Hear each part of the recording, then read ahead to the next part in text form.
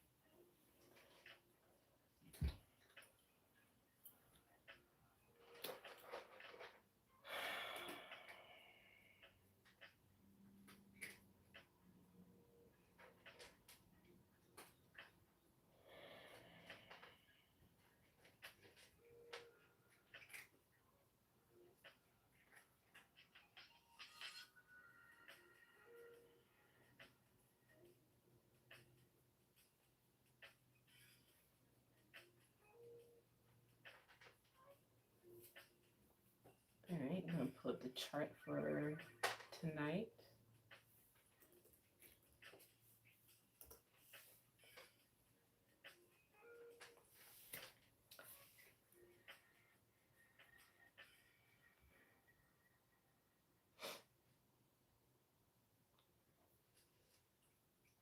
I think it's astro theme actually.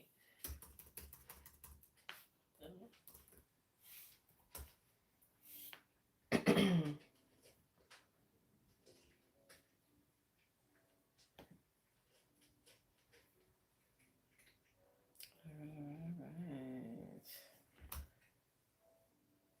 So tonight is the Aries full moon at 6 degrees Aries. The sun is at 6 degrees Libra. It is, oh, it's 2, is it 2:30 on the East Coast right now? Oh my.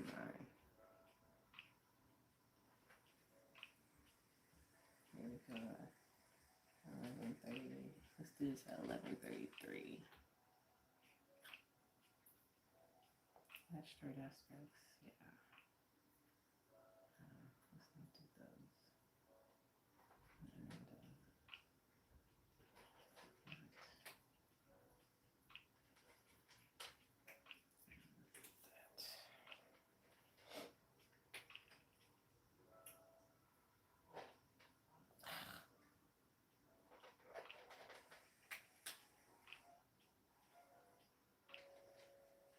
And, here we go. So, right now the moon is at 3 degrees Aries, but it's still in that opposition to the sun since the sun's at 5 degrees Libra. Just doing general reading of the forecast right now.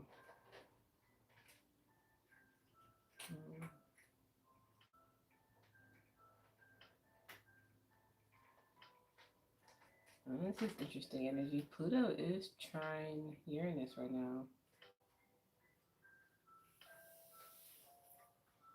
Trying Uranus, and then it's also sextiling this moon and Neptune. Ooh. No other things have been like kind of very, not kind of, very chaotic recently. It seems to be that has been the energy of today, particularly. I guess this moon coming into sextile with Pluto here explains a lot now.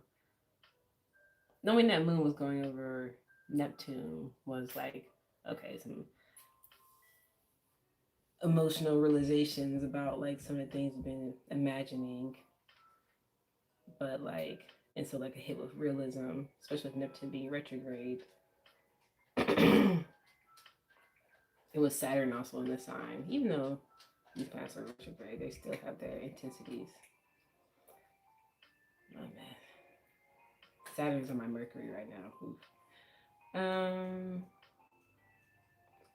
And then also if let's see, if the moon, this still has a conjunction on this chart, but what else is the moon doing right now? It's opposite Pallas because Pallas is conjunct the sun. So this full moon is yeah, it's definitely about like coming up the strategy to like go to battle, essentially.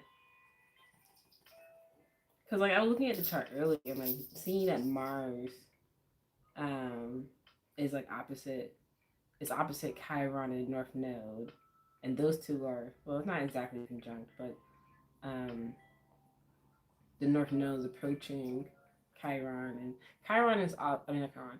The North Node is also on Aries right now, exactly at 24 degrees Aries, and that's in a opposition to Mars, which is at 21 degrees Libra.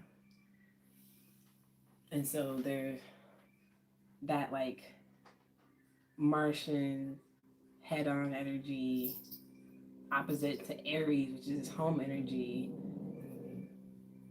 which is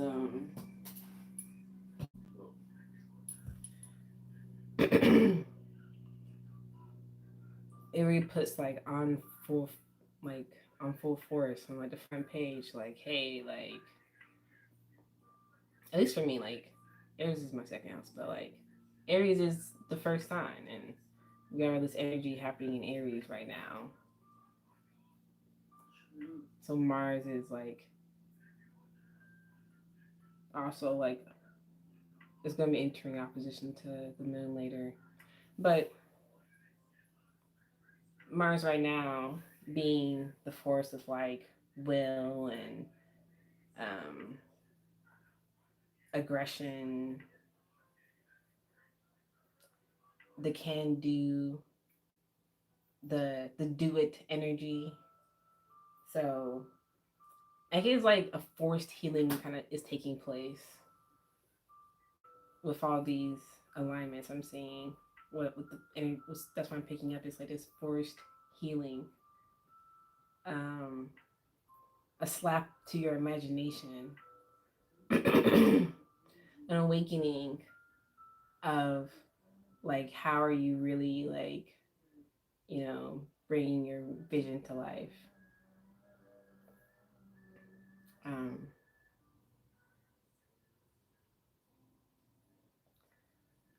there's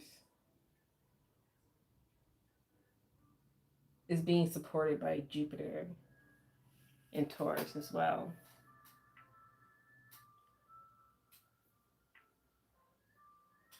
Oh my, Jupiter's pretty busy. Jupiter and Uranus are pretty busy this transit. But Pluto's in positive. It's in harmony with a lot of planets, except for Mars, of course. But like Pluto sextile. Well, Pluto's kind of always sextile in Neptune, and then Uranus is trine Pluto, Mars is square to Pluto, Mercury trine Pluto, Sun trine Pluto, Moon sextile Pluto, or it's entering that orb. So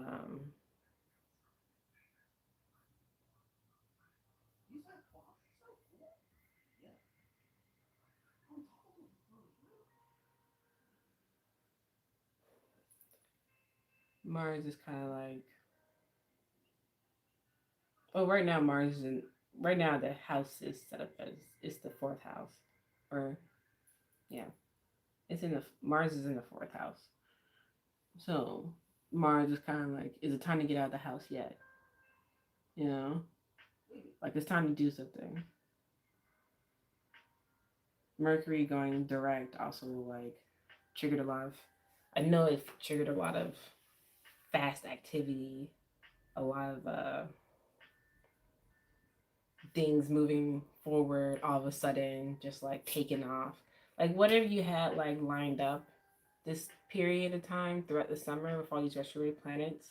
You should, I mean, I would hope that some good astrologer advised you to start putting some seeds in the ground for later. Because that's what Mercury in Virgo, this retrograde was about.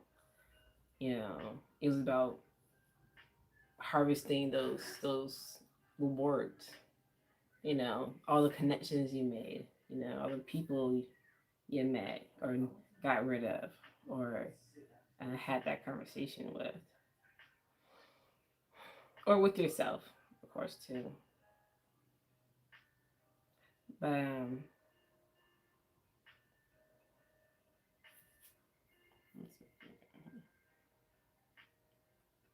yeah, see, Mercury is trine Uranus and Jupiter and Pluto, and it's semi-sextile with Mars. Mm-hmm.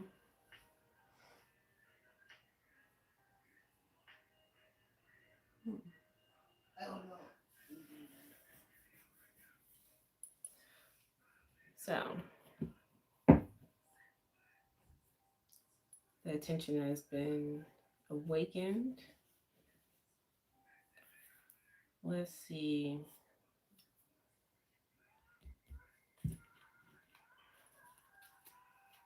What these planets are telling us tonight. What's the story that we're going to be on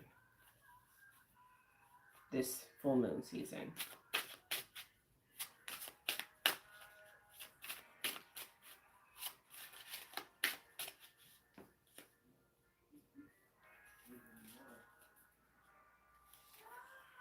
I should probably reset them.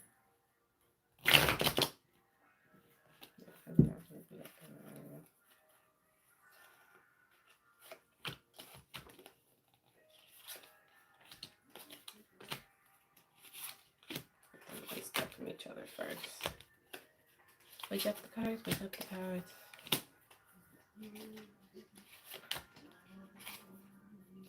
This fairy tale tarot, or just the storyteller's tarot, I think it was called. Thank you, Dylan. Really appreciate your support.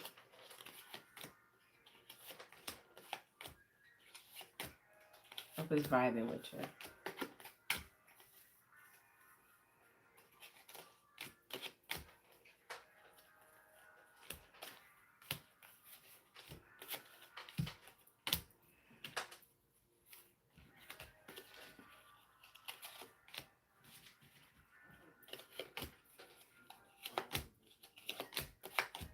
But these cards were a birthday gift, and I really like them. They're really beautiful. They really do a good job of like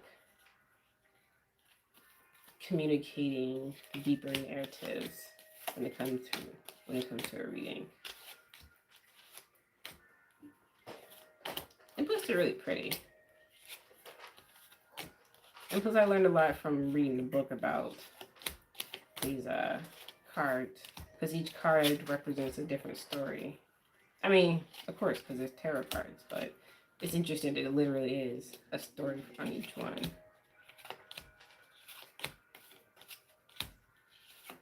From all over the world, too.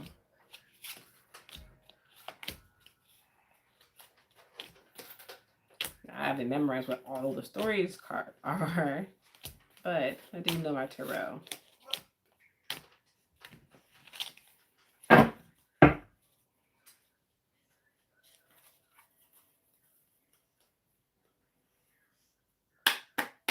I mean, I have the book over here, but who wants me to read from the book?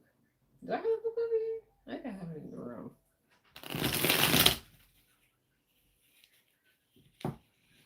So, we're going to, yeah, I feel a lot better now. Oh, there we go.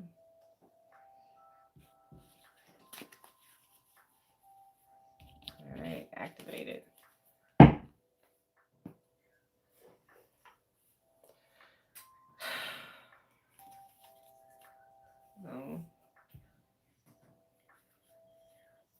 I'll choose 3 cards for Mercury. We're going to do 3 cards for each planet. That should be good. I'll try to get through this in a good amount of time.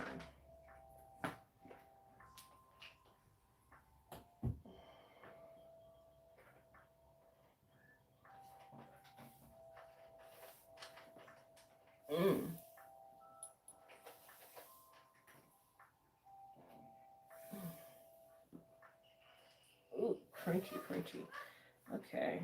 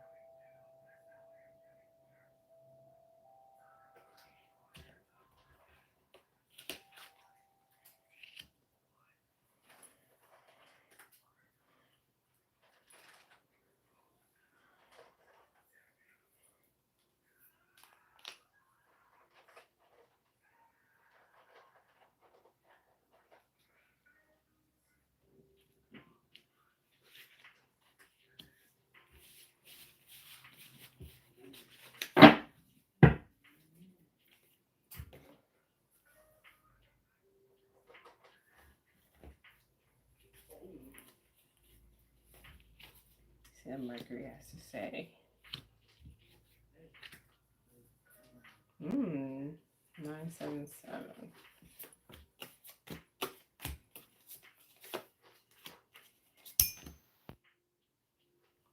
Huh? Okay, I'll try to talk more like I should. I'm just a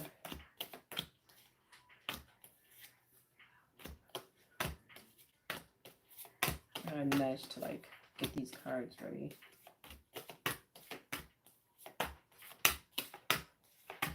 It's interesting having this like talent because it really gives me a different perspective on things. Just and certainly having the awareness of the energy around me.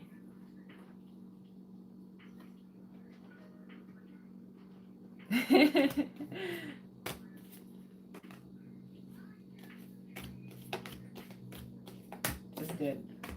Well, I'll try not to get too casual though. Otherwise I'll be let me stop.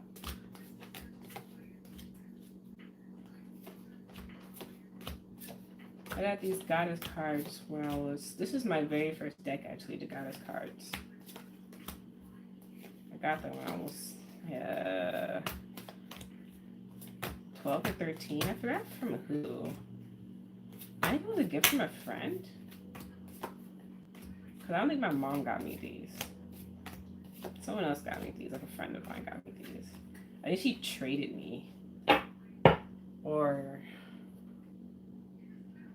I don't know. It was middle school. So long ago. But I remember... I think her name was Nicole. At Sylvan Hills. Okay. Not reveal my whole life's backstory. That's not the point right now. Maybe it is a little bit. Nostalgia. Thinking back to old relationships, old flames. Oh, shit.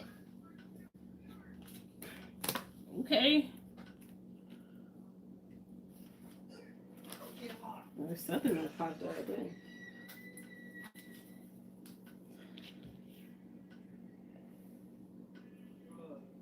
Okay. I guess just relating to what I was just saying astrologically. Let me turn these around maybe. That's probably better for the viewer.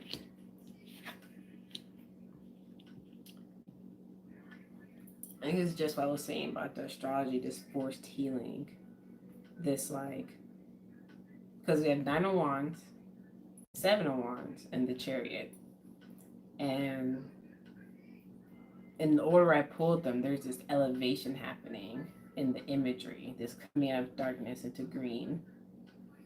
And if you can share the stream, that'd be great. Share it to people who will tune in. I know it's late, but hey.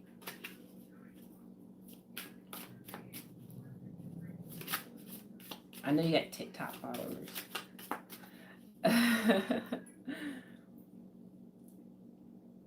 But yeah, this serious look at like where we are, where we have been. I think this is the Baba Yaga. Which I know is a story about like maybe I should get the book so I don't like embarrass myself totally. Is it up here? But Nine of Wands is about defense, about holding your ground.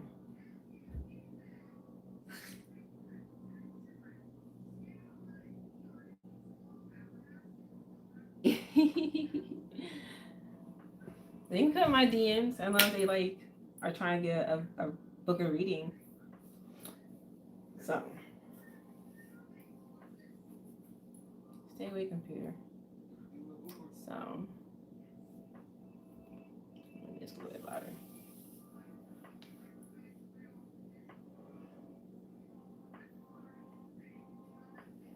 And like this healing is like an aggressive healing. It's like you gotta do it, man. It's like you can't, like, the way forward is you have to heal at this point. You know, like for me as a spiritualist, I'm always telling people like, you know, I'm trying to like encourage them to heal in the right way. But it's not easy, of course. But like I think like a lot of things that people are experiencing now are like just reality checks from the universe.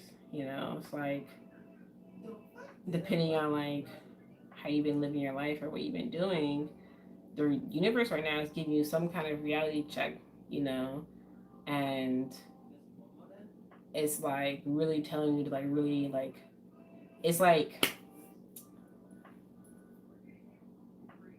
man, like I guess I can only share like, I don't like trying to like guess stories or whatever. I just like to tell my personal experiences to like relate to others.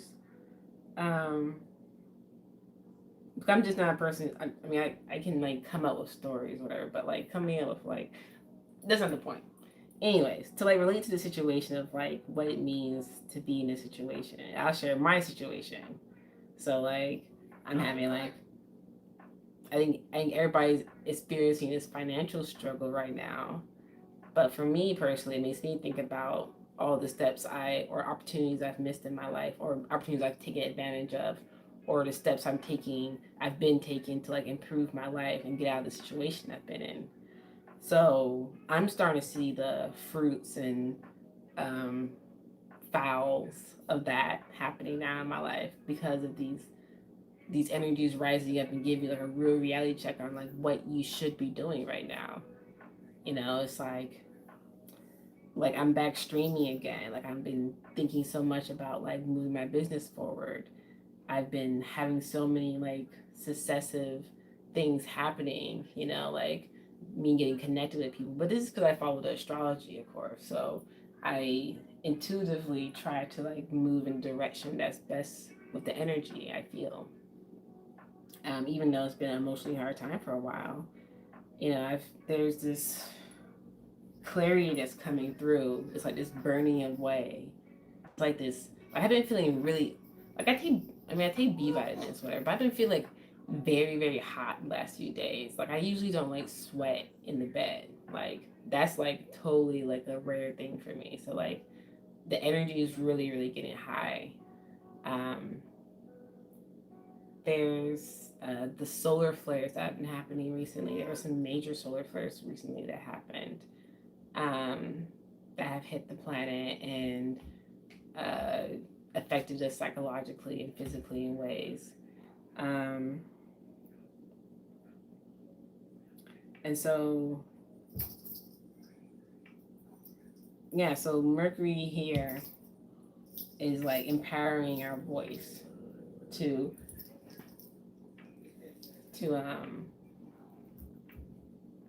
be real, you know, to be real honest with ourselves. It's like, okay, we get out of this situation, you know, but it's like, what are we doing to move it forward with the tools we gained out of that situation, you know, after we take our losses, you know, and we get into a more balanced state, where we go with what we're doing. So we being women of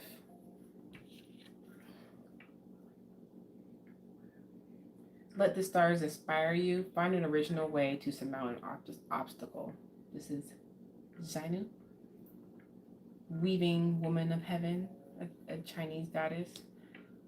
So yeah, like, it's exactly like what is being said. Like, find a unique way to surmount these obstacles because we're in a different place now.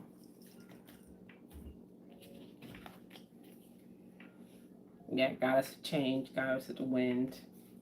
Oh yeah, there goes Baba Yaga right there. And then Moot, Mochi, Mother Moon. All right. So let's ask Venus.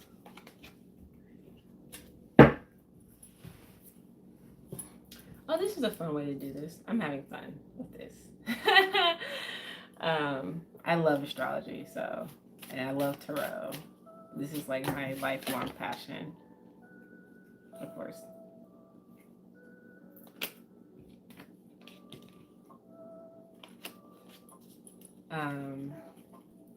So Venus went direct earlier this month in September. It's in Leo right now. It's at 22 degrees Leo. It's conjunct Juno. No wonder people been talking about twin flame stuff recently.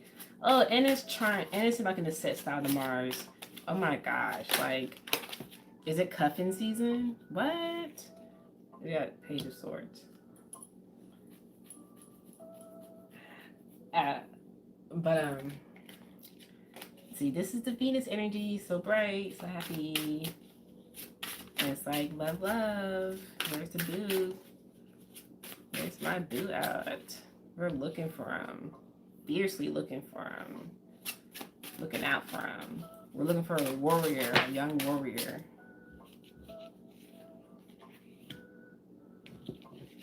Alright. So now I got...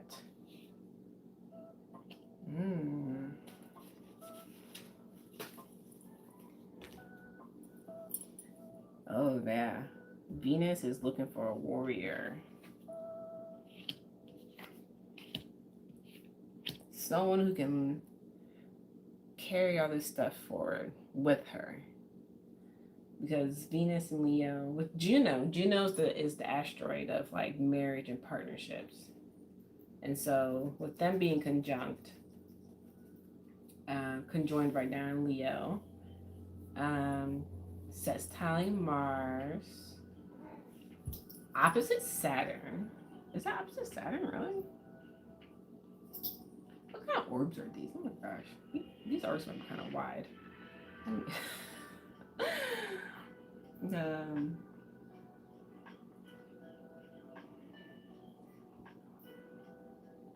How is the orb of these? I probably have to do the settings right now on this. But it's a pretty wide orb to give it a. Oh, they do 10-degree orbs on here. Okay.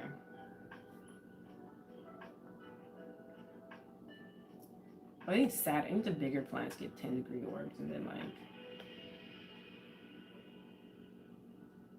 yeah, then everything else has to be like closer, right, to count. I don't know. This is Astro Theme. I'm on the YouTube website. But Venus, opposite Saturn, square Jupiter, square Uranus. Um,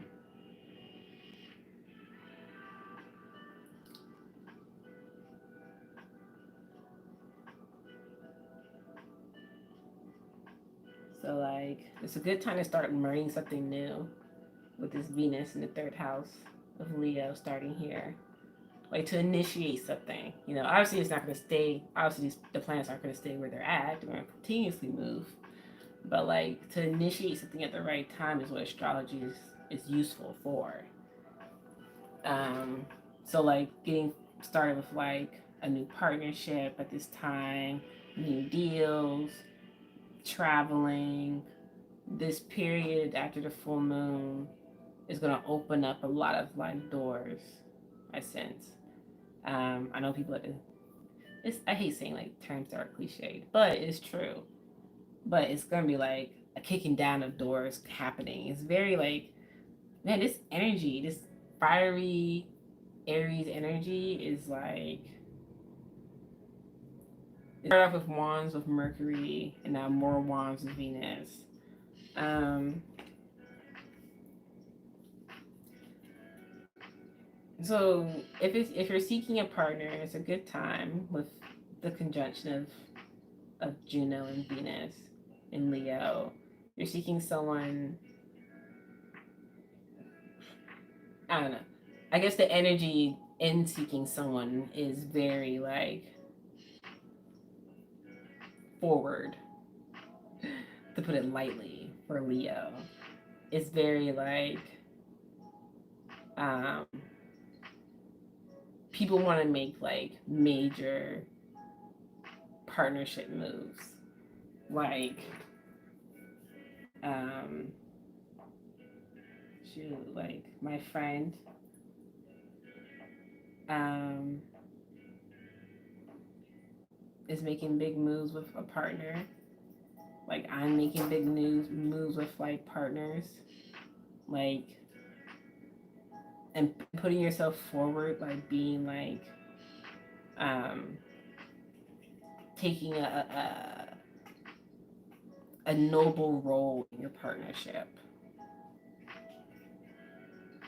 Like not arrogant, please. Like, you know, ground your energy, but like a noble role in your partnerships. And with the sun being in Libra and Pallas also being in Libra, there's like, oh,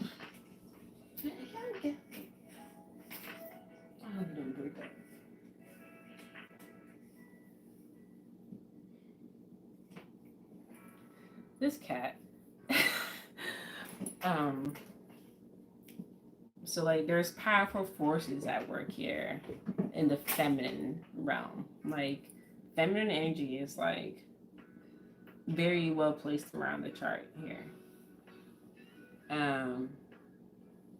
Like with Pallas with the Sun, conjunct the Sun, Juno with Venus, Vesta's in Cancer. Ceres is in Scorpio by herself though, but in a semi-sextile to the Sun at 5 degrees. And yeah, so but Scorpio is a water sign, and Vesta is in Cancer, a water sign, and also they are trining each other. Yeah, so. Mm.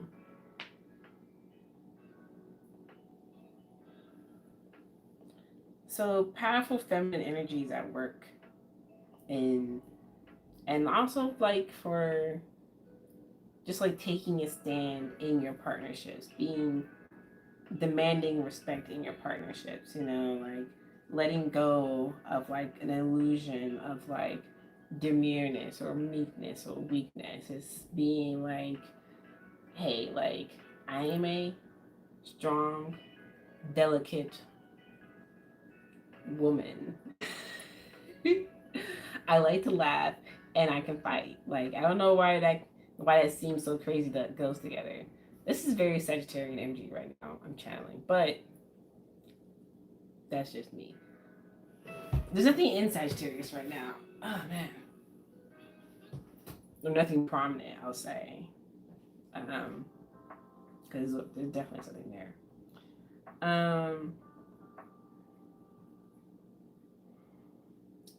So, but yeah, the Sagittarius is the feminine sign. So, oh no, or Sagittarius.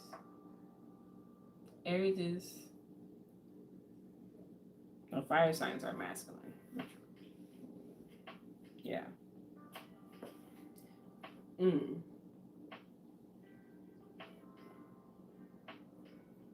But the independent energy of the fire signs happening right now, it just, and with like all the mutable signs being like kind of activated, it gives that Sagittarian flavor, that seasoning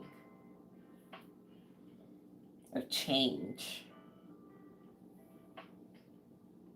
You know, even though we're in a cardinal sign, there's a lot of change about to happen. But cardinal signs are like that. They're about changing direction. You know.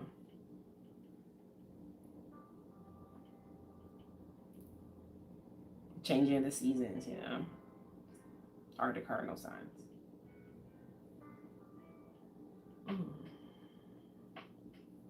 So.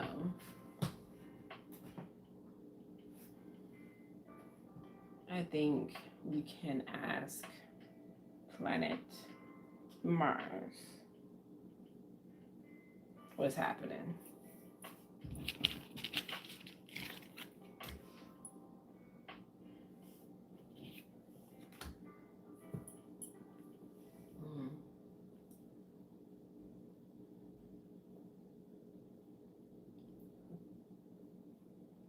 Nice.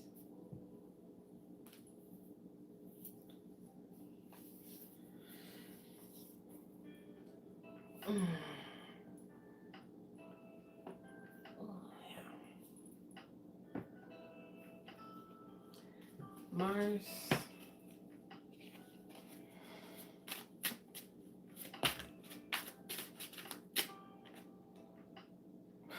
Of course, of Mars. As soon as I say that. King of Wands. Look at this guy. And I just put in Queen of Wands. I was just saying about this twin flame energy happening. Ooh. I was just saying about these moves you're making. Strength.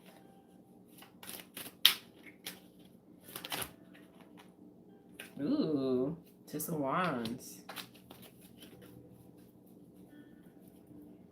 You see how fast?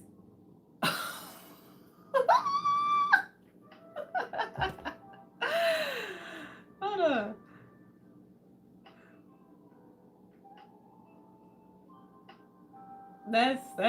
That's funny how that just popped out like right on top like that.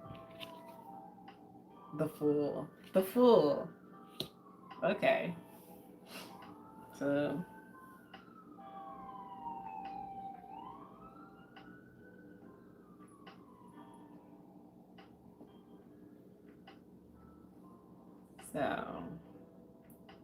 our twin flame, our supreme companion for Venus right now in this current energy.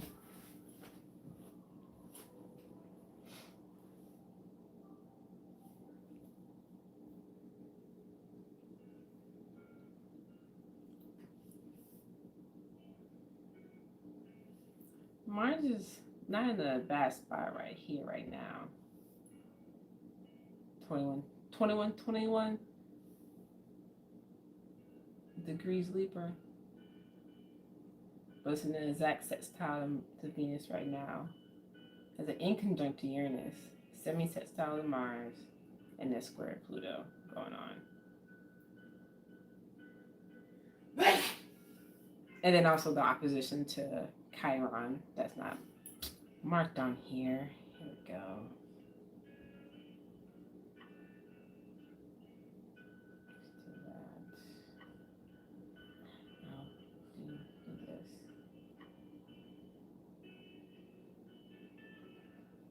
Gotta get this chart back.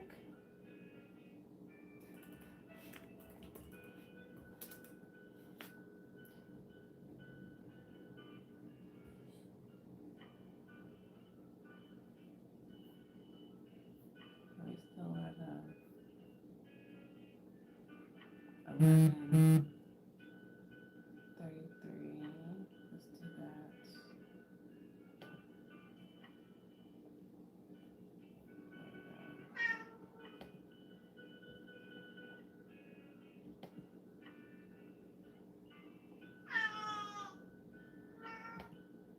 The cat meow. Yeah, yeah. Okay. There you go.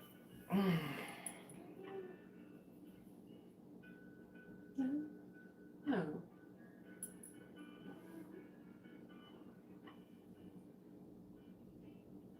Okay, okay, peace. So, Mars. Here we go. I got everything out here. So, opposite to Chiron and a North Node.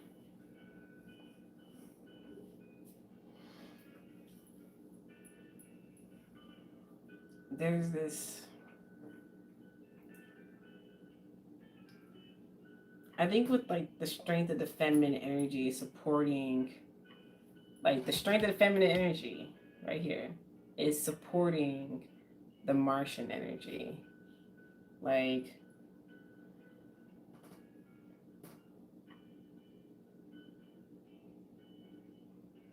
if the masculine and feminine energies can like work together on this weird ground we're on, it can like really like help things. Like it can really make things help things work out.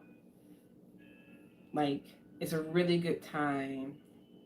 It is a good time for this divine masculine, divine feminine energy to like get together right now and like, you know, procreate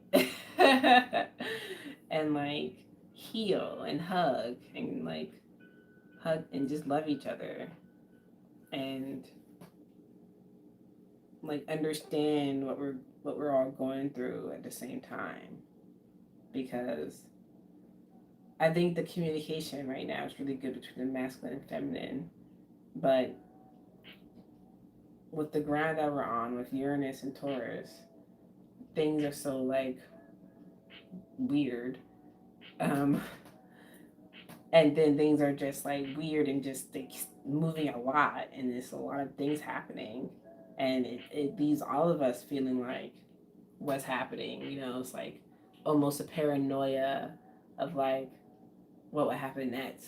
You know, that's kind of, I mean, that's been the energy for the last however long.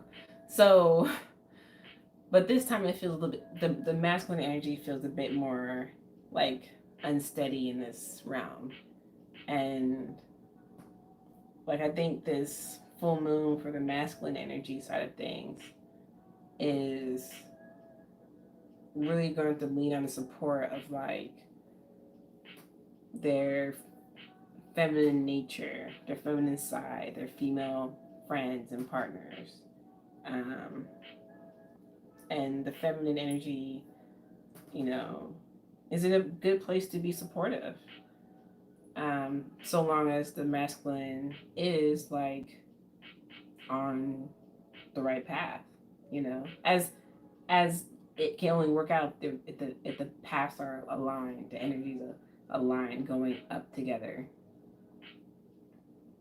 Um, and then also this fool that popped out, like it's kind of see things really, really differently now. It's trying to do things a lot differently.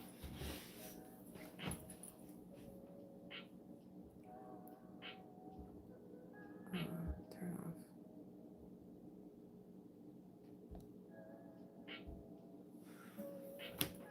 off. Yeah, the man.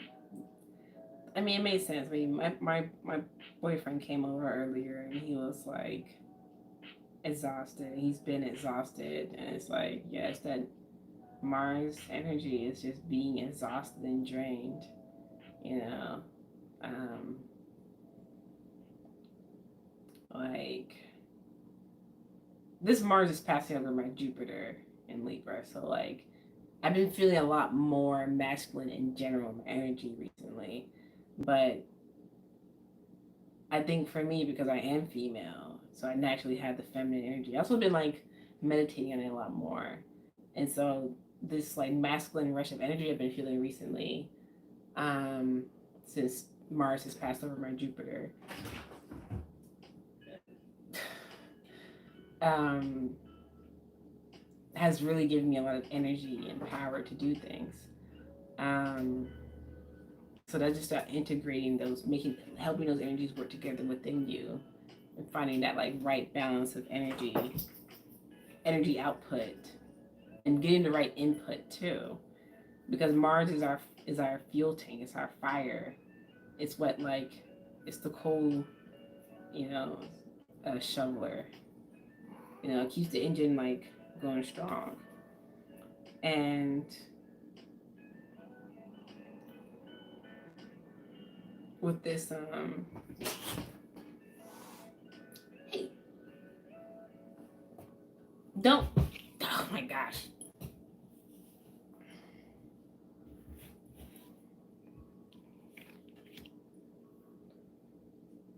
Okay. With Uranus and Taurus, you're definitely just feeling extra weird.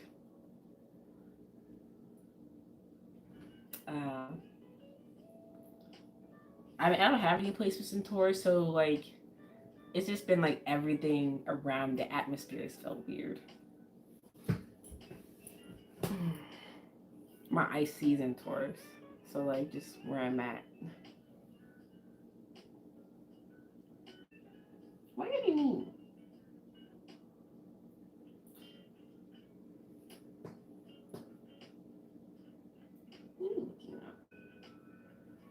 What's going on here? Anyway, let me stop paying attention to these cats. Um, so yeah, so Martian male masculine energy needs a lot of support from his feminine side, but like finding that right balance, you know, is just the goal. And let's pull a goddess card here. So support for the masculine.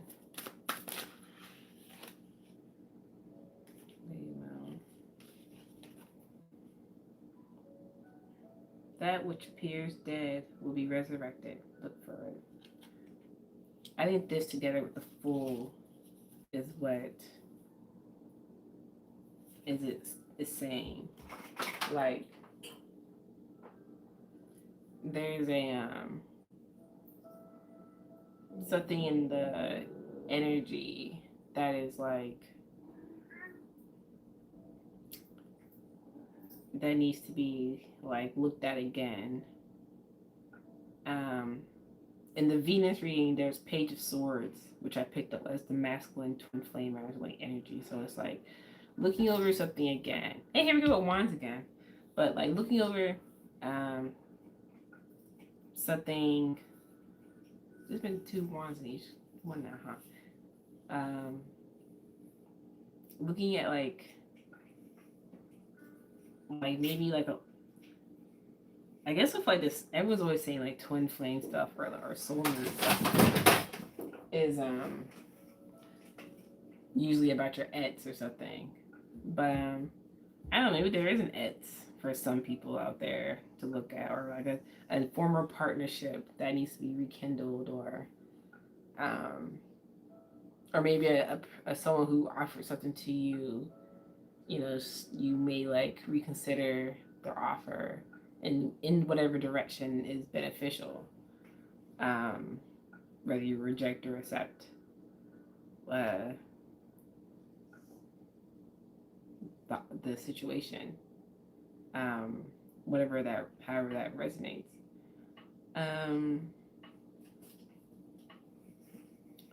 So yeah, and Mars, oof,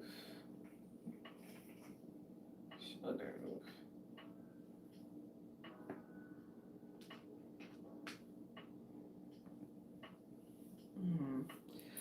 So let's ask Jupiter.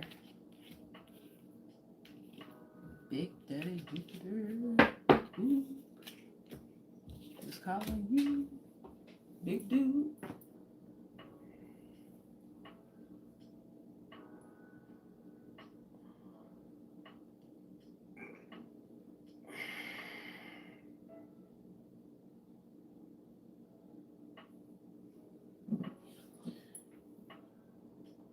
So Jupiter's in Taurus at 14 degrees.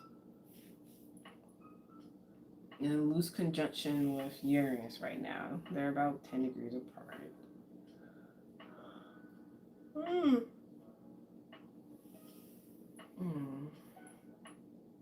That wasn't a tired yawn. That was something else.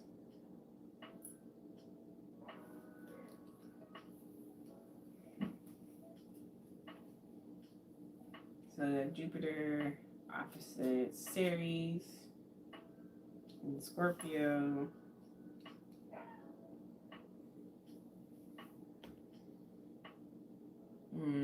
Trine Mercury, conjunct Uranus, sextile. I'm not reading ascendant or midheavens right here, so opposite Aries, quintile to Saturn, square Juno, and Venus. This speaks to that like shaky ground energy that the Taurus energy is in right now. And with Jupiter passing over it, it's like making it like, hey, everywhere is weird actually, no matter where you go. So Jupiter's like silly energy to me. It's hard for me to like feel out Jupiter because Jupiter is is ruled by Sagittarius, and it's very like, it's very fun, big energy, but like, go big or go home, right? So with Jupiter and Taurus, it's not really like its favorite place.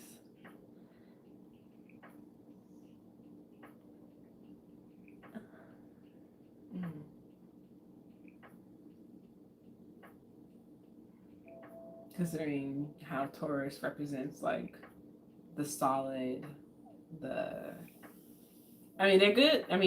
Jupiter's fun for like expanding the pleasure of Taurus, expanding the pleasure of the world, but like right now, things are kind of like in a recession, and financially for the economy, there's like people are rethinking how they enjoy their lives now. There's been a lot of videos about like making things at home and like beautifying your home with feng shui.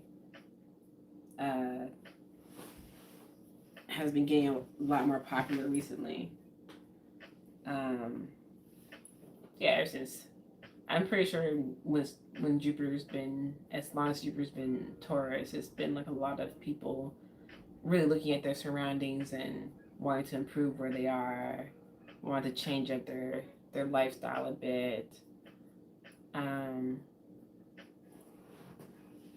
with Uranus right there, it's even more encouraging because it's like Uranus is like, here's everything, and Jupiter's like, I'll take everything. I'll look at everything. Throw what you got at me. So we're trying Mercury here. I think this Jupiter-Mercury trine is like almost hushed conversation. That's what I'm getting.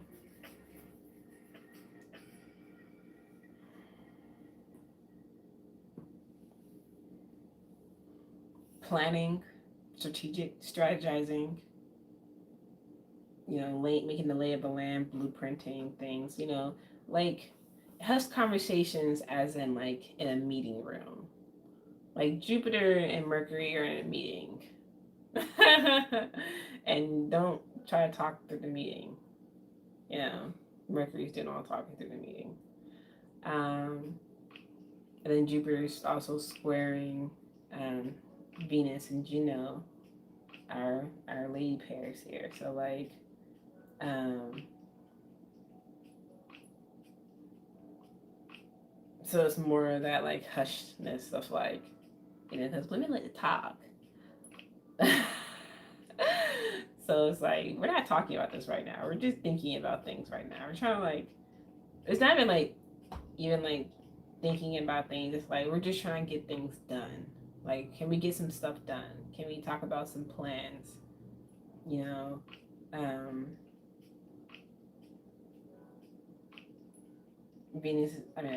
Jupiter is in a sextile with Vesta, so it's the same type of deal with Cancer. It's like, what kind of things can we start laying out for our future right now? Like, can we talk about that? It's again with this twin flame soulmate energy again. It's like partnerships. It's what are we doing for our future right now? Like, can we like figure something out? Come over, let's talk about it. Let's present some options. Um, this is what's been happening, or it will probably get stronger when Jupiter goes direct. Like some of these plans we're talking about now are going to like really jump forward or really launch as soon as Jupiter starts heading direct, which I think would be in like, is it December? No, that's too long. Um, I'm not trying to change the chart right now, but if I think it's in a few months. I think it's December. Um, I think it's like November. Yeah. But yeah. So let's see what Jupiter is talking about in this meeting. What kind of plans does Jupiter want to make? Ooh. Got the Hermit. Yep, that's what I was saying. Planning, thinking about things, looking things over carefully, introspective. Ooh, Five of Cups. Fitting. For this energy is like, you're offering me a lot of things, but I can't take all the offers, of course. So you have to pick something that you like the most. Ooh, yeah. So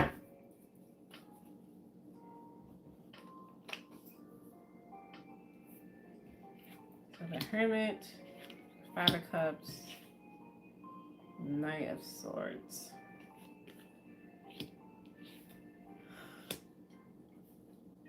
Yeah, it's very like hushed energy. As we sort through like what we have in front of us, opportunities, looking back at things we've missed out on or what can we pick up on still. But with the Mercury activation, it's very much about taking what we, figuring this out and getting going. Because like I said, when Jupiter goes direct, it's gonna start bringing forward all the things that was being plot on, um, and then like it's gonna be like a almost like a battle of ideas in a way, or of plans of who has like I bet we'll see like in a few months, as Jupiter comes into a tighter trine with Mercury going direct. We'll see a lot more people being like, I bet there's gonna be like some major event, because once Pluto goes direct, and then it'll be like a scramble. It'll be like a lot of like discussing what's next to do, what's the best big plan, and now that everything's like been flipped upside down literally. And then so it's going to be a lot of like battle of ideas, um, figuring out what to do next essentially after. So but it's about being able to like move on and do that in at the right time without holding on to anything either. um just because like it's not, even though Jupiter is expansive, when we move forward we lose things still. So like um as the planet spins, it's massive, but it's still throwing off some of its mass. Some little bits of mass are leaving the planet as it's gaining, you know, if it's expired or whatever. I think that's what the Aries and Scorpio opposite. Um, it's like it's going to be leaving this opposition soon once it goes direct, since it's um, a large trine, a large opposition warp anyway. Um, and then with Saturn being set style, really? Is Saturn set style to this? It's pretty wide, isn't it? I think what is this? Oh, quintile. That's what it is.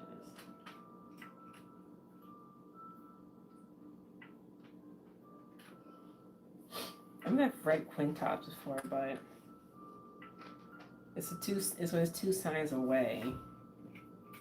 Or is it three signs? But like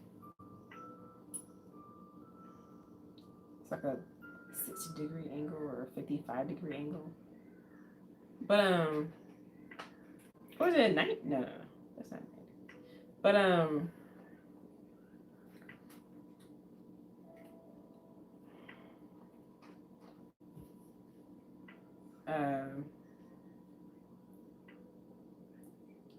I think with the quintile to Jupiter, I don't know how quintiles are usually read exactly. Kind of like struggling here on that one.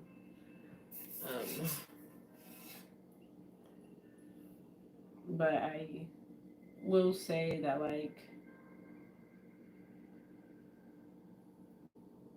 the clearing energy is coming through it with Saturn. And especially with Saturn being trine to Ceres. It's giving this like the cleanup energy happening here as we start like as Jupiter is like making plans and figuring things out and talking with himself and doing introspection and I'm saying this like as we are doing this, as Saturn is like activating us to do this. I mean, as Jupiter is activating his energy in us, in Taurus, in our Taurus placements. All this like looking at everything and leaving things behind and going forward, it's like we gotta be ready to stick to your guns once we get forward, It's kind of like no backseats, no take backseats in a way, like like once you go through the door, you're not gonna go back out the door, right? Like once you get on stage, you're gonna go off the stage. Like you're already on stage, perform. Man, my solar plus is just acted up.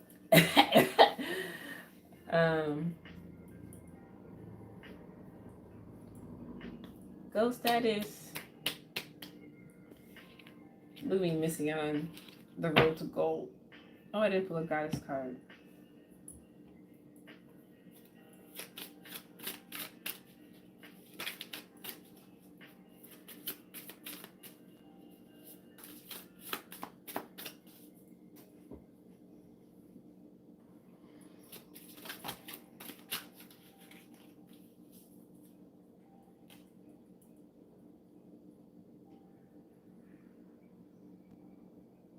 Powerful forces.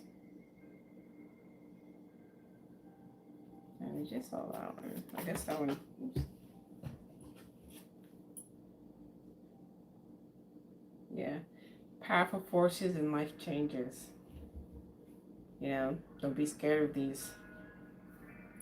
Both of these are kind of talking about the same thing, actually. Do not fear life changes, no matter how scary they seem. And powerful forces lie within you. Do not avoid them. So, like, this Jupiter energy is really, like, awakening some deep, strong energy that we, like, are bringing to this, that's coming to the surface this season. And we have the opportunity, and we have this, like, it's a really good time to really start to, like, be in that energy and, like, wake up in it and just, like, do it, be it. Because, like, the energy is here, it's alive, within you. And like once it like kicks on, once that engine kicks on, don't be afraid of how fast it goes. That's it right there. You know, like don't be afraid of how fast that engine goes when you kick it on, man. It's your car. Your body is the vehicle of your soul. When that engine, when the engine to your vehicle is like fully awakened, don't be afraid of it, man. It'll freak you out, but don't be afraid of it.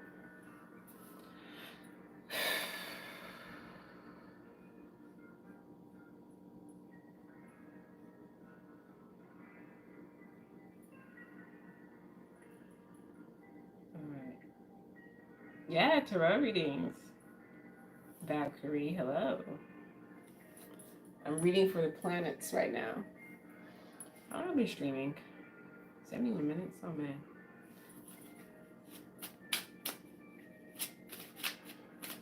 Of course I get the Saturn and I'm like, time. Saturn's always like, what are you doing with your time?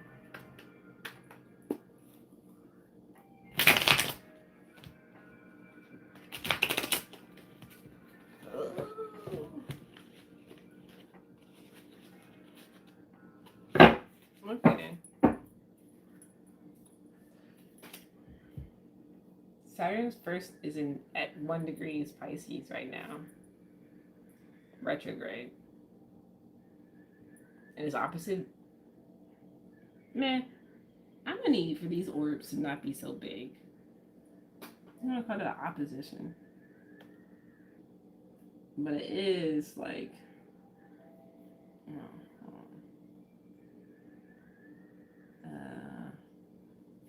I should do this like this, so that way. Alright. Yeah, let's do that. So, Saturn is trine Vesta and trine Ceres. Biquintile Palace. Quintile Jupiter, we just saw that. And then I'm not doing the points. What are you doing, fatty? You have to. I know you want some more food. Go on somewhere. You're fine.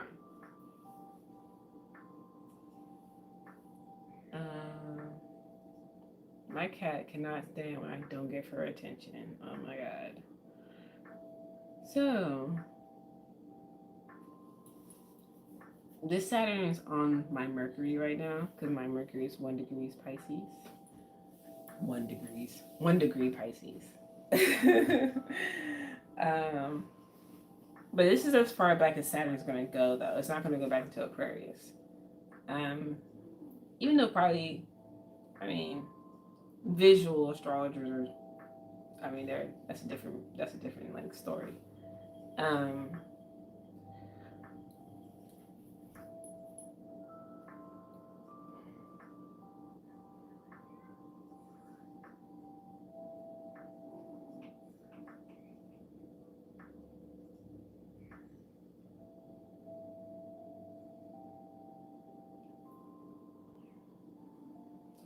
I think Saturn's like giving quiet support right now.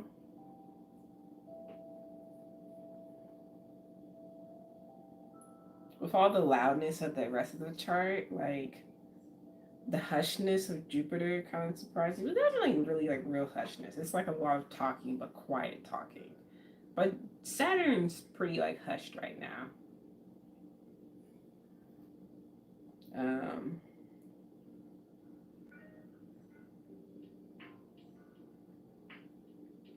It's like Saturn's like in the shallow pool of Pisces right now, right? So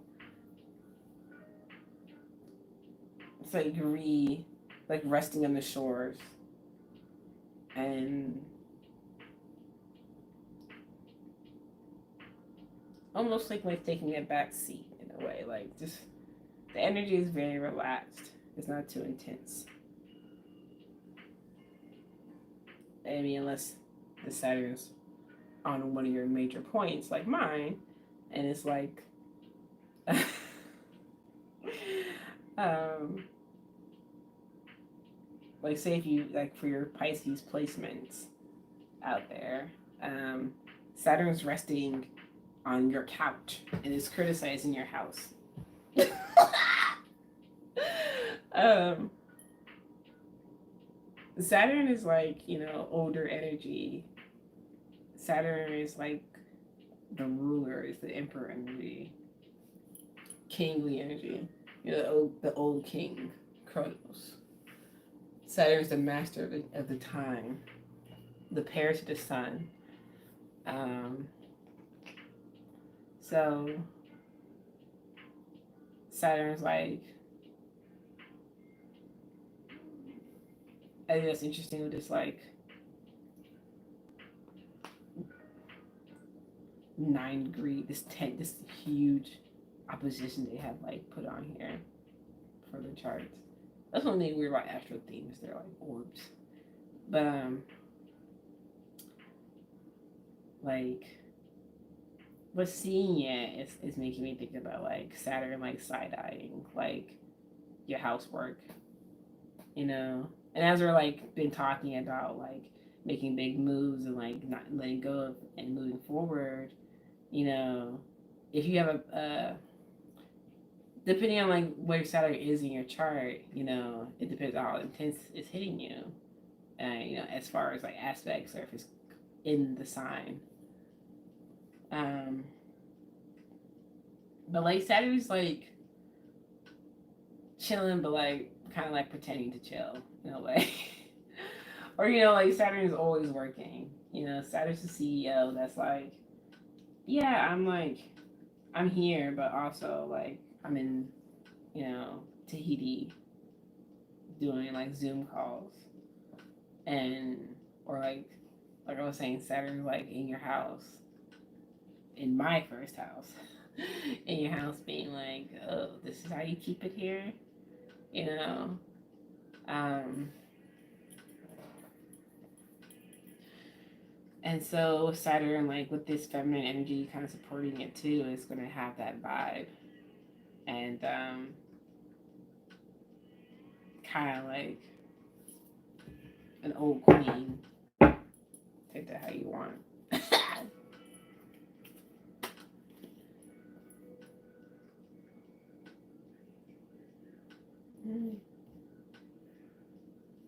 Okay.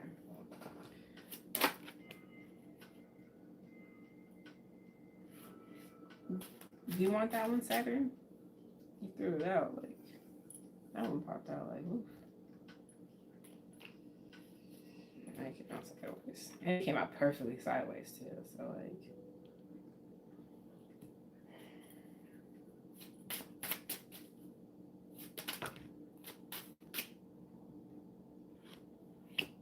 okay, I'm gonna use this deck minutes.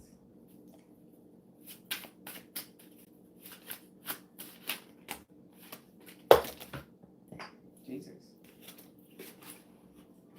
Okay.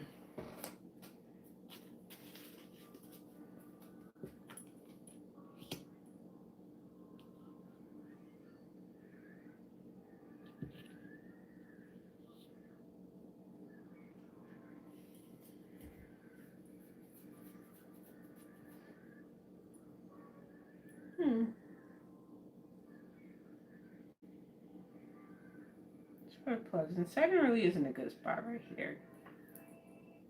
I mean, of course, it's Pisces. It's very sweet and still very soft.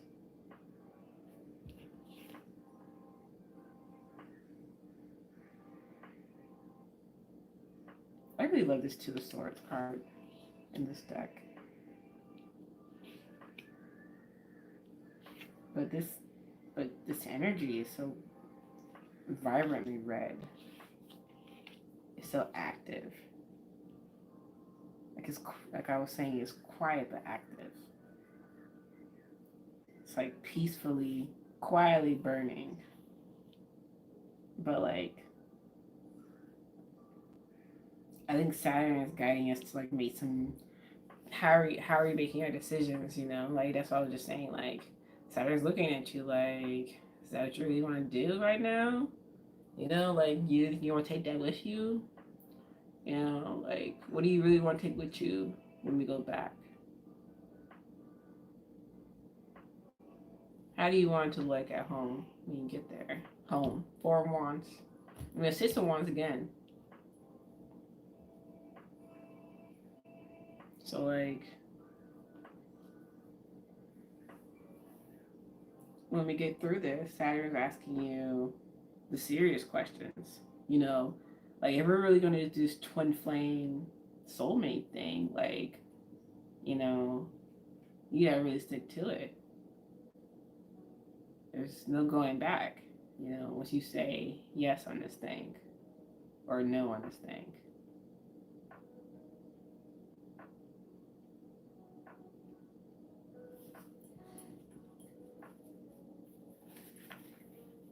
Cards, right?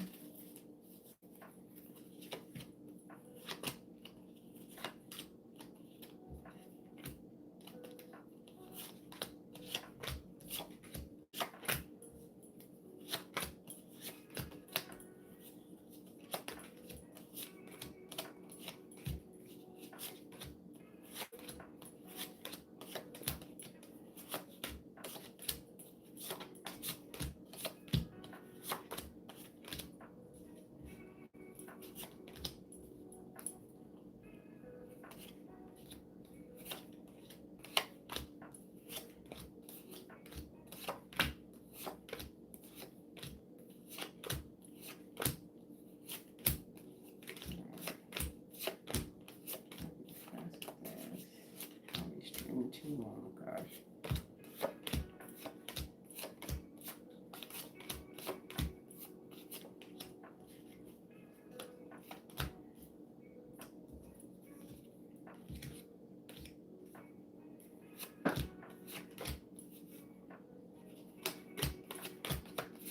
I wish I did this before I start this time, gosh.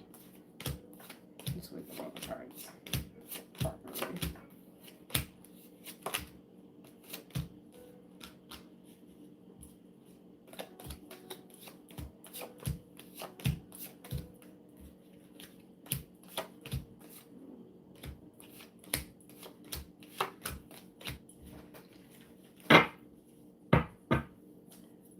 What's Saturn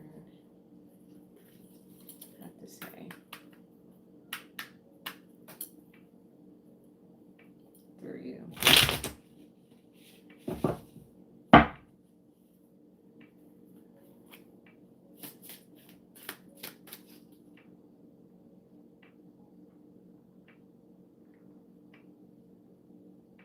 Saturn says, be careful what you choose, right?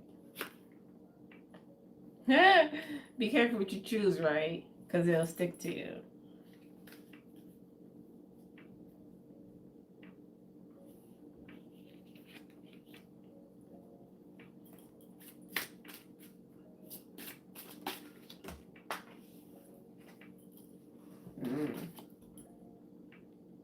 Make sure you're looking higher before you make your choice.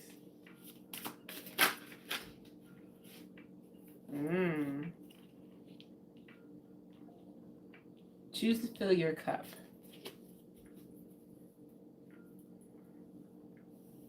And they're full on the bottom there. But yeah.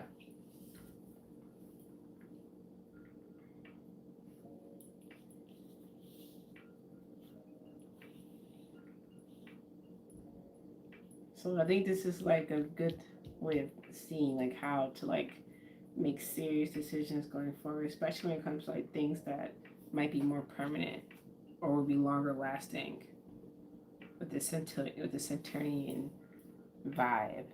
You know, it's like just as we're getting all fired up and making our moves and stuff, let's be careful about what we're choosing, you know? Make sure we're looking at it from the right perspective. Make sure it's not something that is like, you know, good. Make sure it's something that is good for us and like is stable and is like not just material either. It has to be something higher. Choose. I may the spirit enlighten your soul. Choose the enlightened option always. The enlightenment is freedom. This is the freedom, this free flowing beauty, you can have, instead of it like attachments and addictions. It's when it's controlling you. It's controlling you to be in this like thing. But then like material choices limit you. It limits the possibilities that you have. You know, but like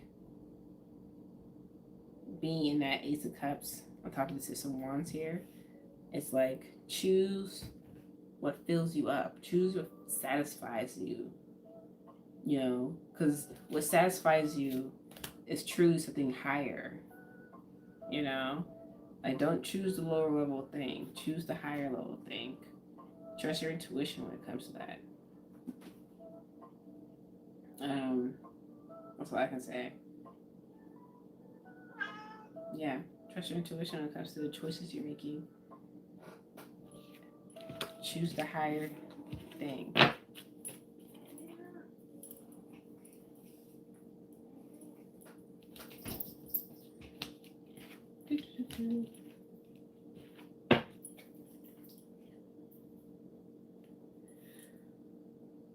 Uranus, right? Or is it Neptune? No, it's Uranus, Neptune, Pluto. Try to be quick with you guys.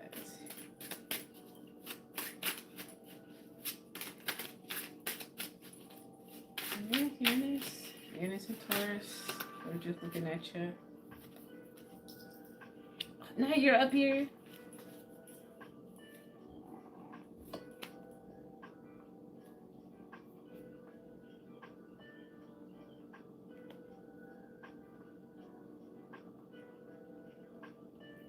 No, I guess no, I can't. I'm supposed to hurt. I'm probably just making a lot of noise.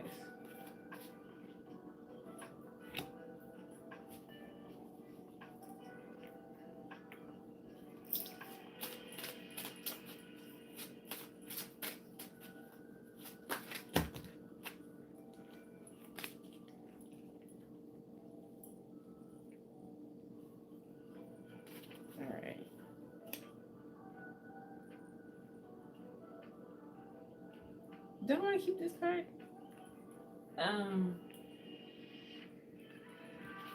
No, this came out kind of distracted. But maybe that's also like a message about not getting distracted by things. Yeah, I'm gonna keep that. Okay.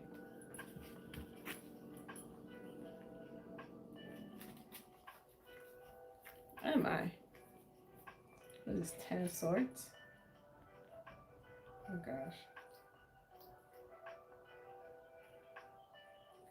What a story.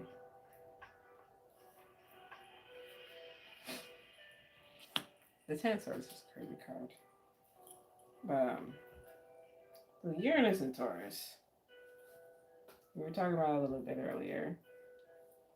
Was trine Pluto, sextile Neptune, in conjunct Mars. What is that? Oh, sesquiquadrate.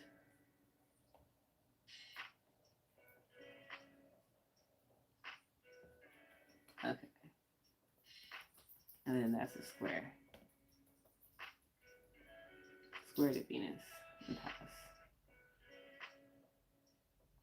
Square to Venus and Juno. So yeah. We're talking about how Uranus is making everything kind of feel weird around us.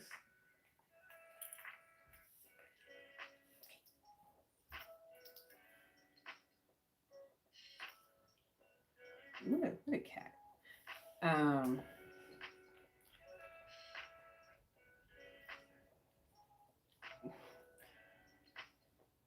Uranus is like really saying like, don't get distracted. Don't get off thrown off by so many things around us. Like these cards are, they're like, there's a lot of busyness in these cards. Uranus is retrograde right now, so like I was saying, all this like weird, chaotic energy going on. But don't get distracted by all of it going on. It can really throw you off if you're not careful. You know, like the pleasures, the the the ways of like enjoying our peace, but then also like our emotions that can like, or like arguments or trying to pacify like ideas the highest. Make sure you guys are like compiling all the messages together because it's obviously stacking on each other. But like, um, amongst all the mutterings and stuff like that, like and all the pleasures in life right now, make sure like we were just saying with Saturn, like make sure you're like double checking some things and like not just picking things based on how you say, just on little, on like attachments or um lower level type decision making. um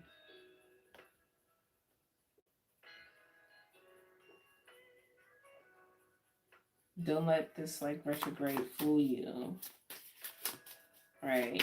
Because like there's a, whoa, I just got super dizzy. Uranus. um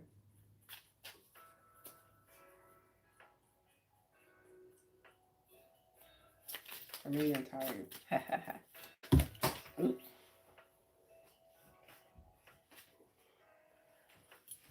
But probably a little tired.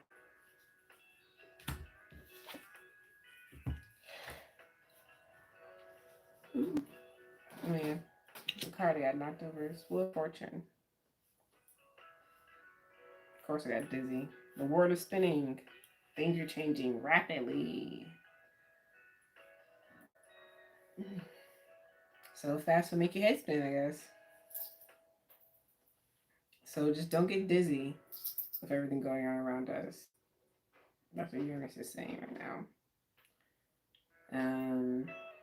Because it's at this weird angle to us, of course. So don't get dizzy.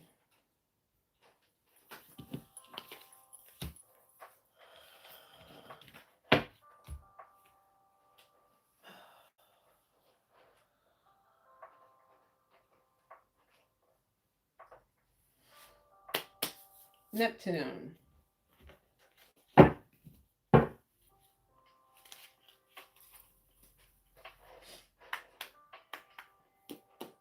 Neptune in Pisces, home sign. Ocean in the ocean. Deep, deep, deep, deep, deep.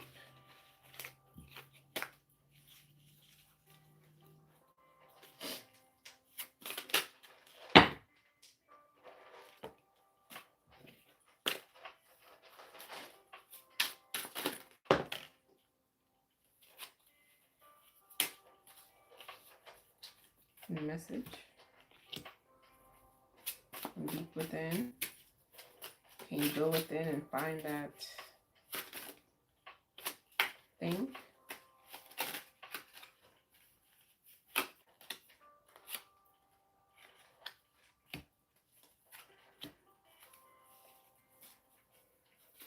I know I was doing 3 cards, but like, I guess these big energies. The bigger the energy gets, the more, I don't know. Maybe that's what it is. Who knows? So, Ace 2 Aces. Neptune. Neptune is telling us something here. Neptune gave a message to the moon to give to us. So we should probably listening carefully to our conversations that we're having, obviously. I mean, should be anyways. But this particular full moon time, like, really put your listening ears on. It'll help you find the right way to go. Listen to the right message. You know, the right message is out there for you. And it's going to come from like, like not unexpected, but maybe like you're gonna hear like an inspirational message and it's gonna like give you the key. Something's gonna like inspire you to move. Now Neptune's in Pisces at 26 degrees. It's retrograde currently. And it's sextile Pluto, little support system. But like considering Neptune's the word of dreams and Pluto's the god of death, it makes sense that they're always like in a good connection, you know. So tap into Neptune for your meditation always.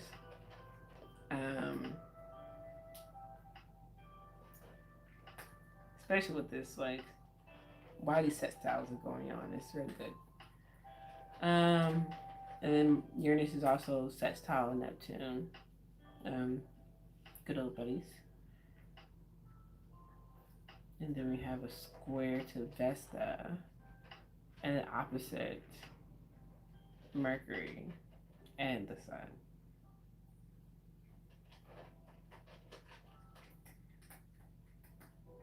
Yeah, so Neptune wants us to like sort of like of course it's in Saturn's like lead or energy of like be introspective, retrograde, type of thing. I mean, while Saturn's in your house being like, why are you doing this? Neptune is like being like nice to you. Neptune in your Pisces placements can help with like thinking deeper about things and finding the secrets, finding the clues, the blues clues, because Neptune's blue. Finding like, the right messages to like push you forward. Neptune's telling you to keep your eyes open, right? Keep your eyes and your ears open. With all these things going on, keep your senses keen. Might be a time to like I've been cutting back on smoking weed a bit, so that could be a thing for some people.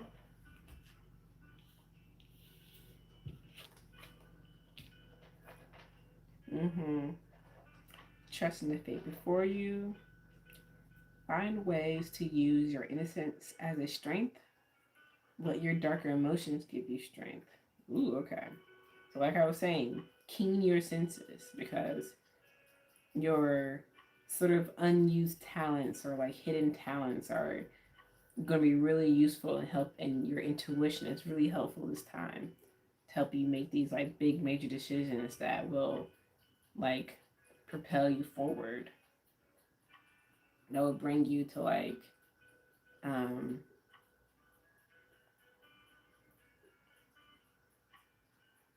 where you want to be at, assuming you know where you want to be at. And if you know where you want to be at, look for the signs, look for the messages, listen to your intuition, particularly the part of your intuition that is like your innocent dark side, your childhood side. There's like this your childhood voice is like is could be quite activated right now.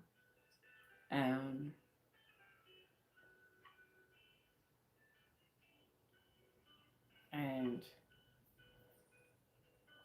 so find some time to deeply meditate and like listen to that inner child voice. And sweetly listen to it too, Protect that child voice as it speaks. Oh, kind of weird. All right. Now, hi, Jolie. Jolene.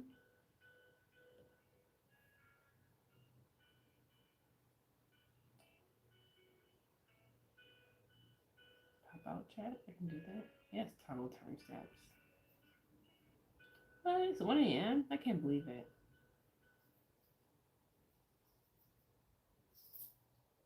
It's up right now. Oh.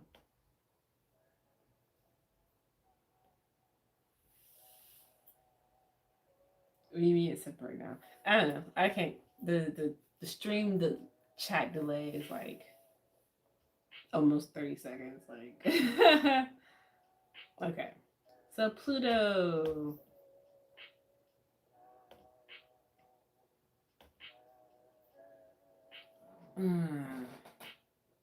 So you've been talking about Pluto this whole time. Now we're here at Hell's Gate.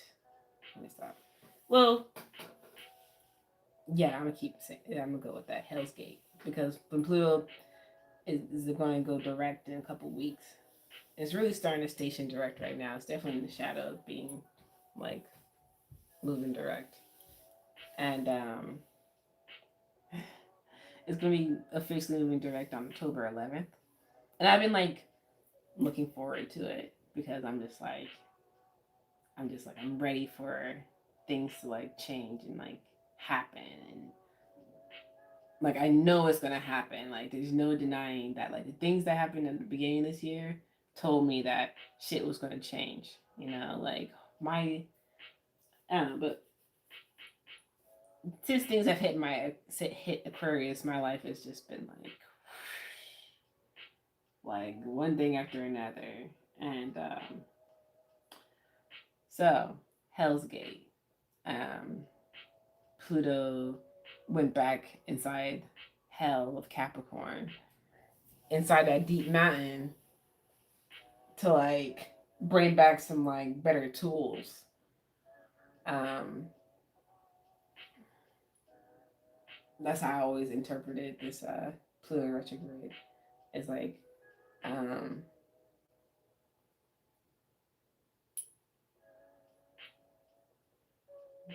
general for Aries.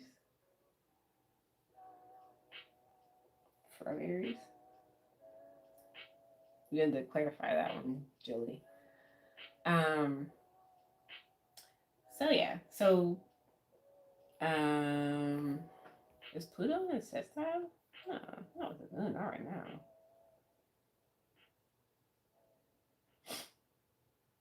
I guess these huge orbs though. Those has.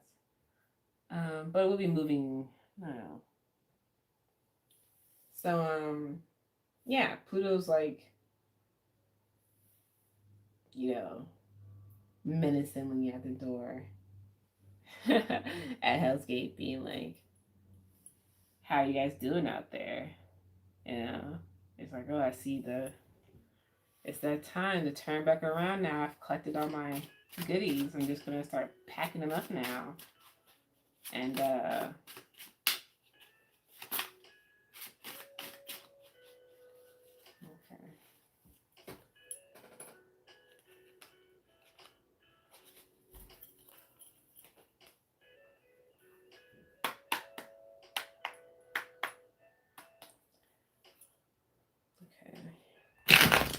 Oh, that wasn't good.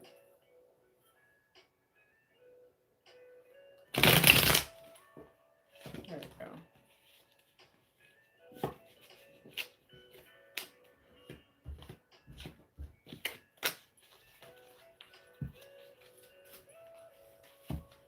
So, okay. Let's go. Why is it stuck? Why are we stuck?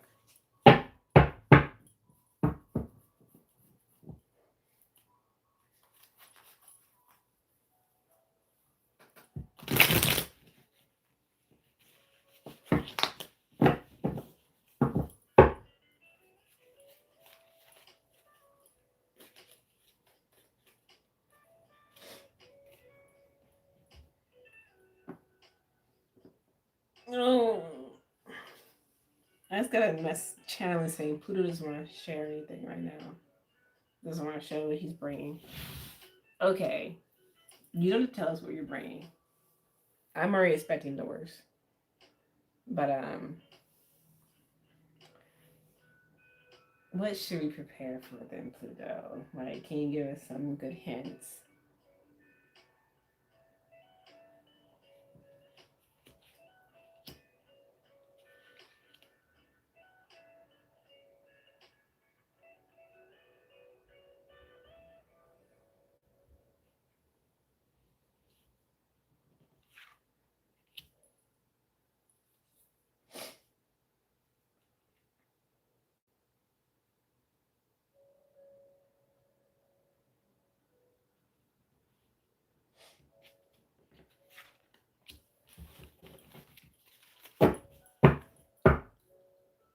I had Pluto, my friend. Ten of Swords again, of course. Mm-hmm.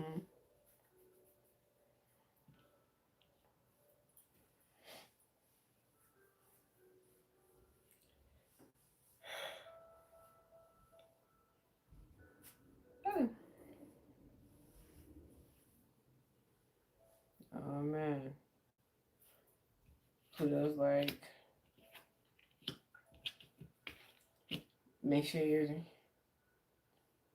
not left behind that water.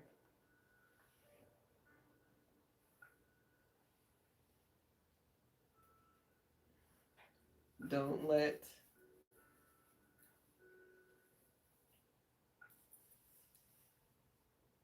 you know bad partnerships drag you down. Don't let blindness drag you down. See things for real.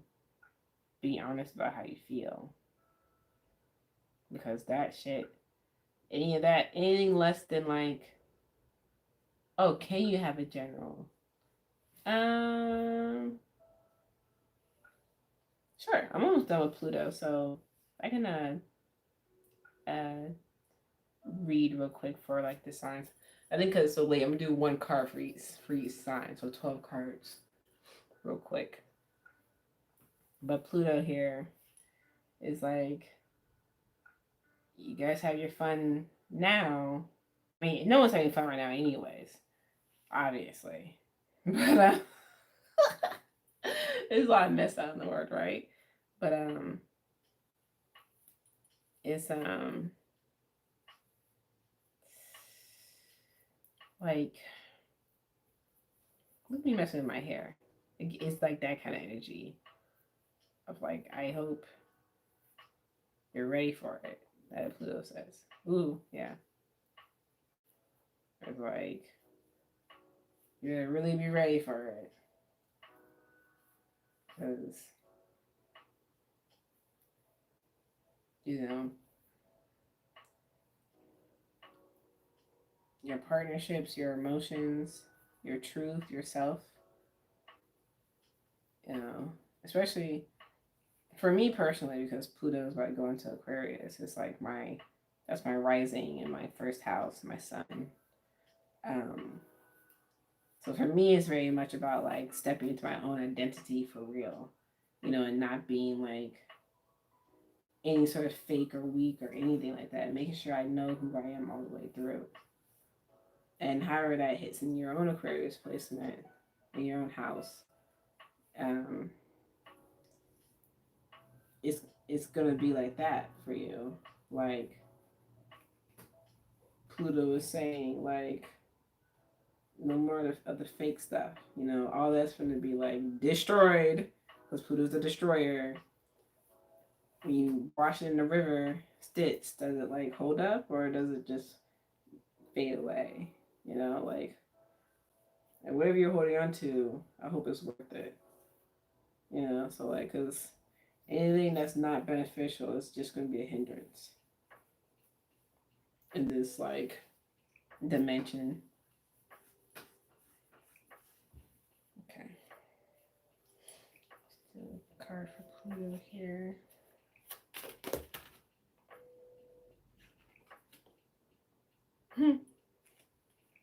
Love is a playful act to take joy in. Lead with love. That's what Pluto says. Choose with love from your soul, divine love. And that's what this whole energy of this full moon in Aries is about, right? Like, activating our passions, our love, choosing for like our best, interests for our future. Of course, it's about partnerships with being Libra, but like, um, but he really, for these things to really, really like work out, Pluto is saying like, choose love. Just choose love. When you choose love, everything else is the right choice after that. You know, if you're choosing out of hatred, out of spite, um, anything that's not love, anything that's not for a higher purpose, for spiritual alignment, just don't even look at it. So,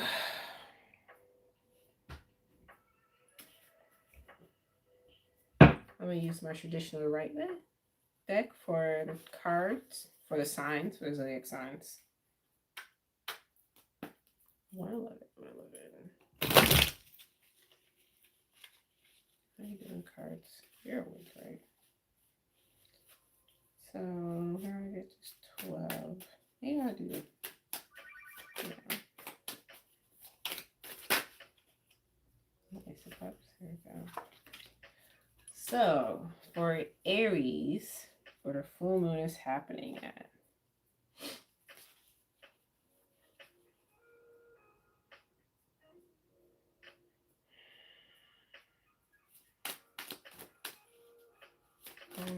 Aries. Primary sign. What are we doing here? Right. Oh man, we're getting all mixed up already.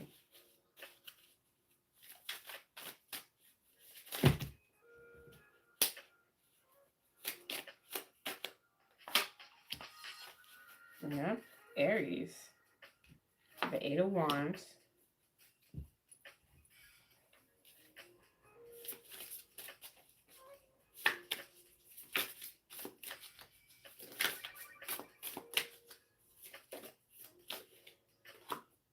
And Four Swords. So I've been talking about a lot of activity happening, a lot of movement happening. And so for Aries, people with the Aries placements, for your sign, like things are moving fast, but you're also like staying still with them on it. And it's kind of weird to tell that to like Aries to like be chill while everything is like happening around you and stuff like that. But like try your best. Like just like all the cool shit that's happening around us, like relax into it. Like just um like for me my Venus is in Aries. So I'm just like enjoying like the pleasures of life right now. And I'm just like, oh my gosh, so many good things are happening. And I'm just trying to stay chill about it, Like if your Aries is like your 10th house, it's probably like your job is like, oh my God, like I'm about to get like a raise, or I just got this brand new boss ass job, whatever. But like to still just like still stay cool amongst all that, Like this time very much needs your focus, Aries. Um, whatever that means for your placement in your chart, like whatever's whatever the planet's talking about, it really needs your focus. Um, since like you're activating this energy, of course, but yeah, just like stay cool, ride the wave real good, pay attention, and like just like levitate with a jetpack. What? Okay. Yeah.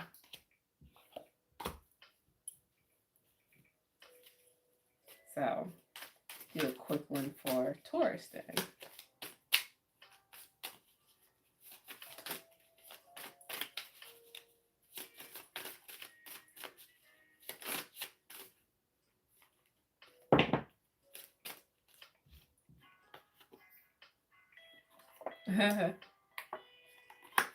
Just to come out the other. But this one's on top, so. What else is this? Four Swords, which is cool. But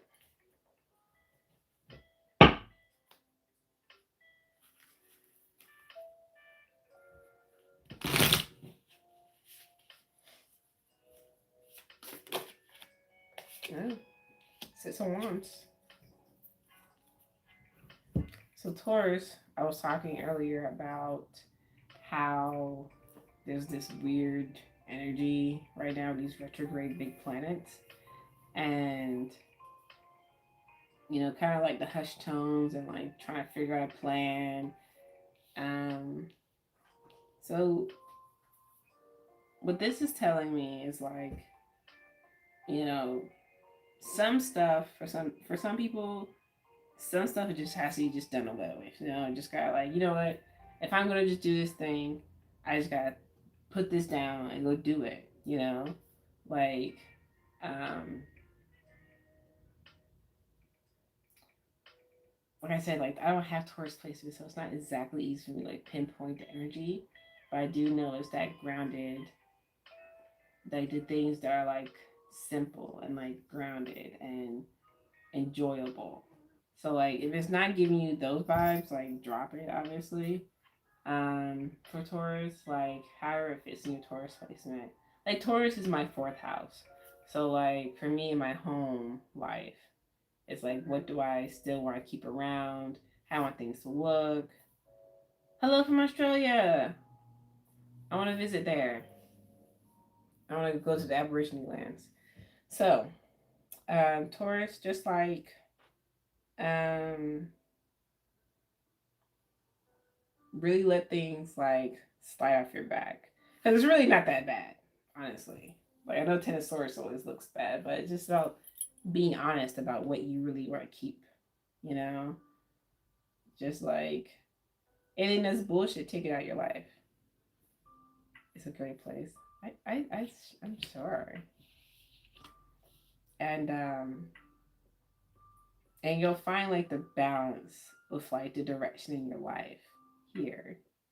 So this cycle, just like look at the things that will bring you the best balance and like satisfy, your personal truth.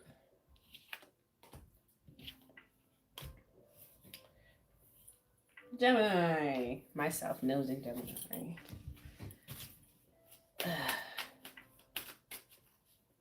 Yeah. Hey yo, indigenous people stick together all over.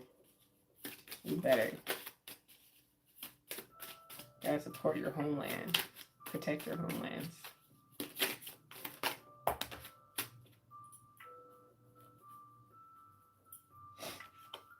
Gemini.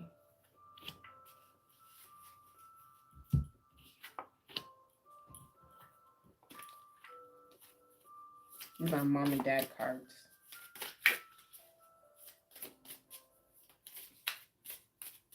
I think the Mother Piece Tarot is a powerful deck. So Gemini, this season, this full moon awakening is activating in your sign. Like, think of like innovative ways. Thank you. Think of like innovative ways to work out your ideas in the world. I think like there's not a lot of things happening in Gemini right now because there's no signs in Gemini. I mean, there's no planets in Gemini. So nothing's really aspecting it. So you're kind of like just kind of chilling. So depending on what else is happening in your chart, um, however things are aspecting your Gemini placements, determines like how this like plays out for you, because you're being presented with things, new things, and it's determining how you want to use it. How you want to use this gift you're receiving at this time. That's what I'm getting. So, or even how you want to use your gifts. Like for me, with a South Node Gemini, it's like, I'm kind of like discarding all that kind of, and like I already came with these gifts, so it's like, thank you. So like, where are we going with it? where are you taking it? You know, Gemini is like a youthful energy. So again, with youthful energy, it's like Tarot Destroyer. What the? That's oh, what? Oh no, is this a spam? Oh god. Oh no, I'm not on my like actual thing. Uh,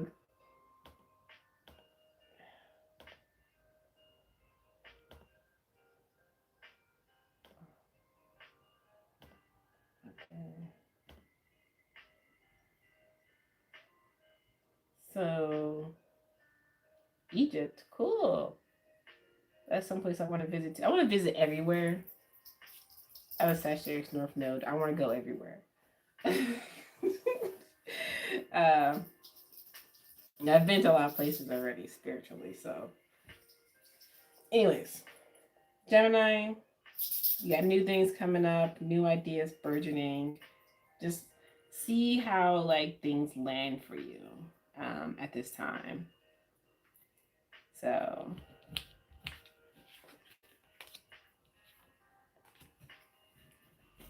Cancer.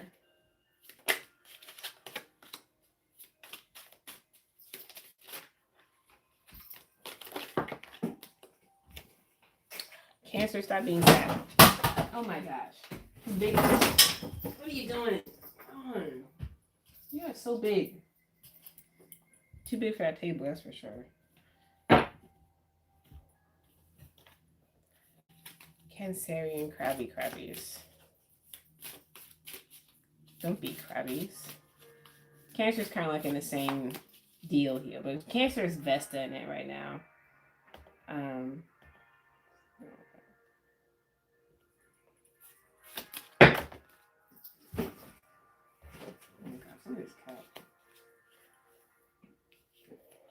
So this. Do not fret, Cancer, over the things that you're waiting on. Like, if you stress about it, you're just gonna get way more upset about it. Like however, whatever is happening in your Cancer right now, like for you Cancer, just like, I mean, I don't know. It could be something serious is happening, and you know, I think like with any of us with our Cancer placements, we probably are being really affected by something emotionally, which I can relate to. You know, something that's something that's affecting our life right now, especially with like, I mean, Vesta is in Cancer, so like the things that have been around for a long time, or things that have been going for a long time. Look at what's like. I guess when it comes to like decision making too, it's like look at what's been around for a long time. What do you want to really, really keep? You know, is it really giving you joy, or is it giving you joy or sadness? You know, is it something that you really want at this point? Cancer placements, like, you know, like you really been doing this thing, but like, is it really making you happy? You know, is it really fulfilling you emotionally? It's not. That's obviously what the card is saying. But it's like, do you really want to sit on it much longer? Like, how much longer do you want to sit in this thing? Are you gonna move forward, or like, you gotta? This is the point to make a good move, Cancer, and use your higher intuition. Like, get out of this like low zone and really think about your options in a more clear way, in a more positive way.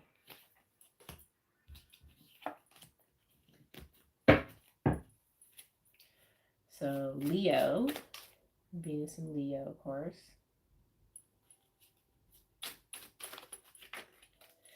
Venus and Juno hooking up in Leo, having some lesbian loves. I'm just kidding.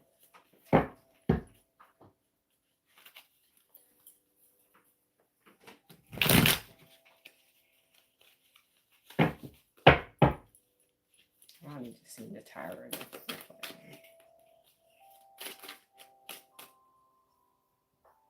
So.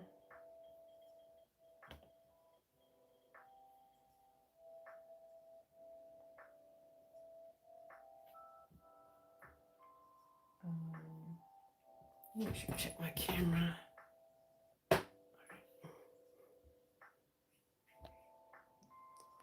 All right, okay here.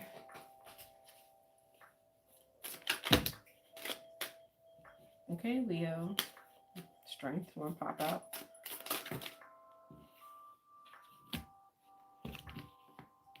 Okay. We have King of Swords and that Pentacles adjacent to it. I think it's just because Juno was like there. And the Chariot. So like 2 hours ago. So like for Leo,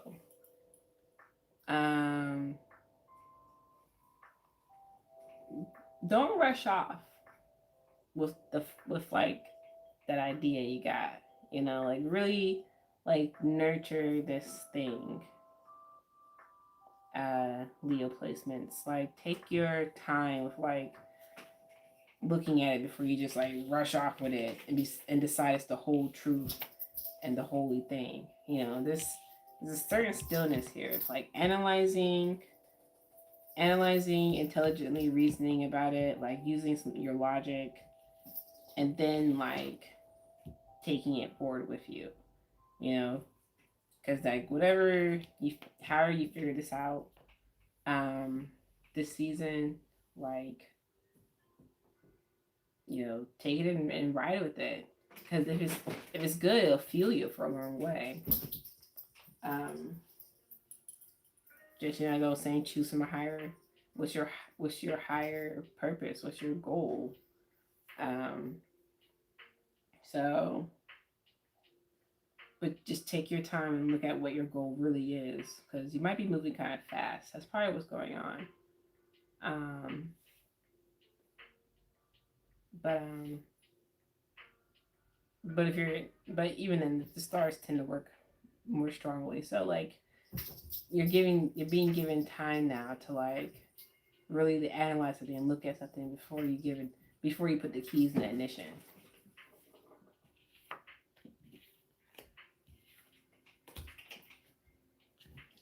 Let's do Virgo.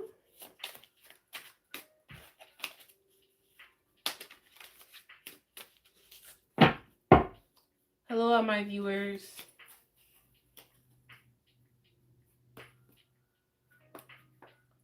Just let you guys know my name is Tiffany, but you can call me Bertie.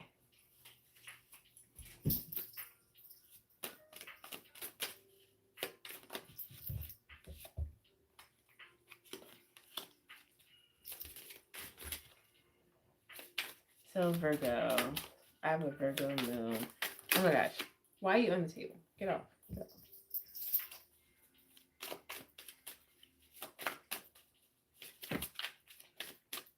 Okay. Look at him. I mean, like, the chances for like all of the Trumps like fall out together. What is happening in Virgo right now? Oh, that meeting is happening in Virgo right now. That meeting with Mercury and I hope you guys gotta watch the earlier video. But like that meeting with like Neptune, Saturn, and Uranus and Pluto is all happening at the same time. But so Virgo, you had some like big things happen. I mean, you got Mercury opposite Neptune here, but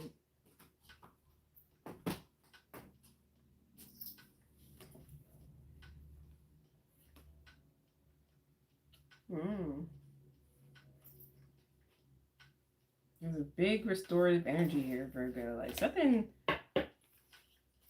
cool must be happening, Virgo.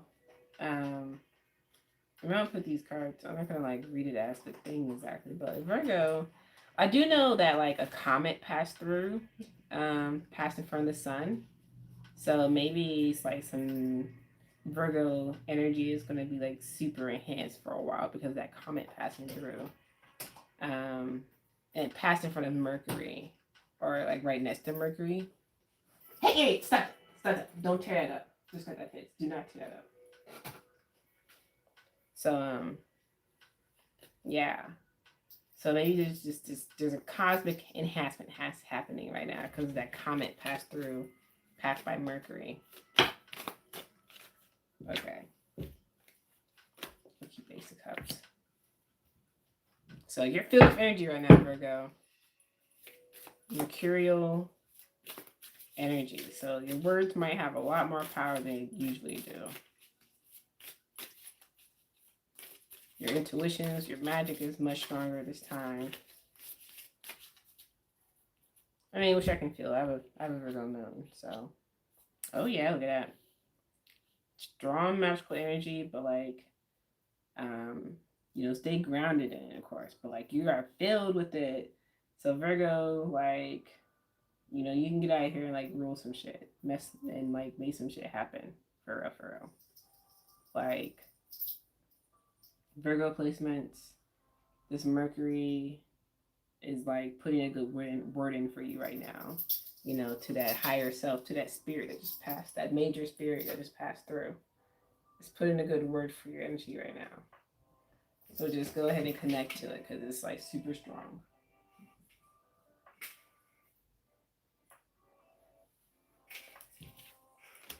Aren't you guys glad you're watching an astrologer who also like actually studies astronomy? Okay, so Libra.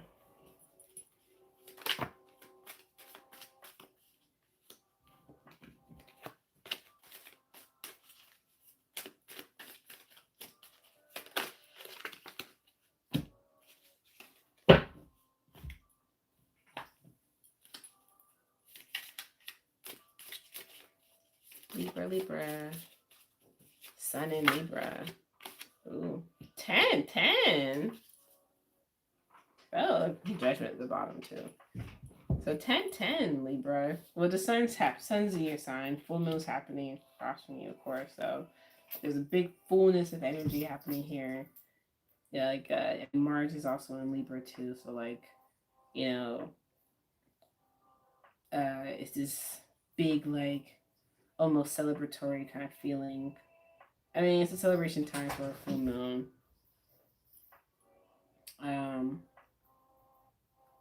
But like maybe Libras are probably like in a really good mood right now, or just feeling really like filled up with stuff. You might even be overwhelmed, depending on your placements, how you're handling energy.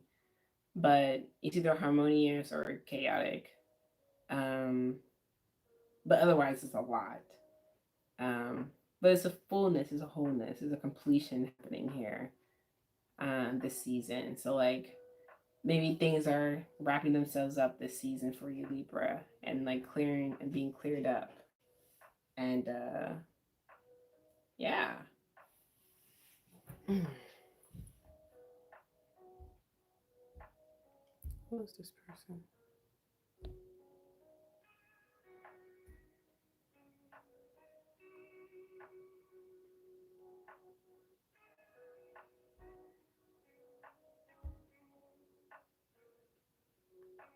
Okay, good. All right, that should clean up my feed now.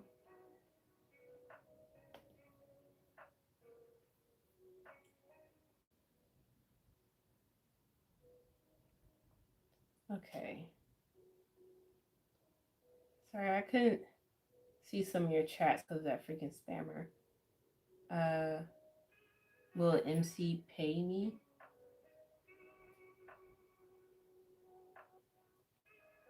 Yusuf, it's a beautiful language, but I can't read it. Your MC. I mean, if you want me to read your chart, you can book a reading with me.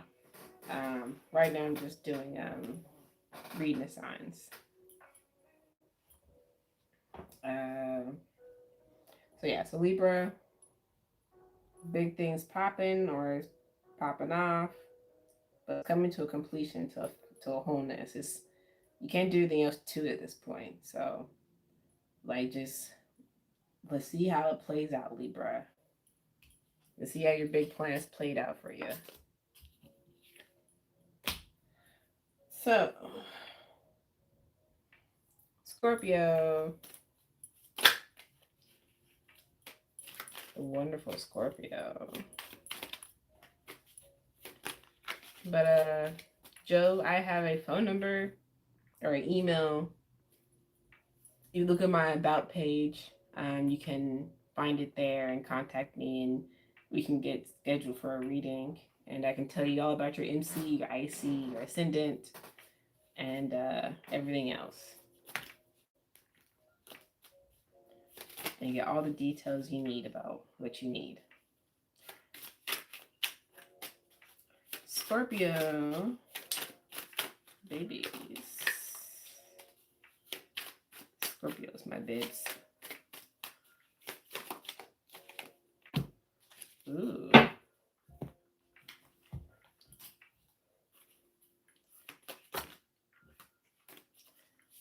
Scorpio, what do you like be considering this time around, right?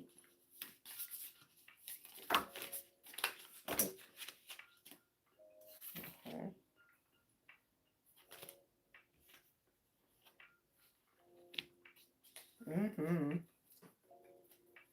Keep putting that good work in, Scorpio. Don't slack off.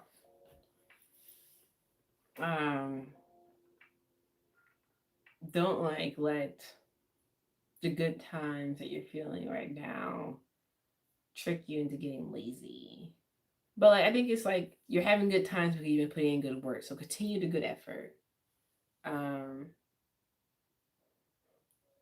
You're starting to see your blessings like build up literally in front of you.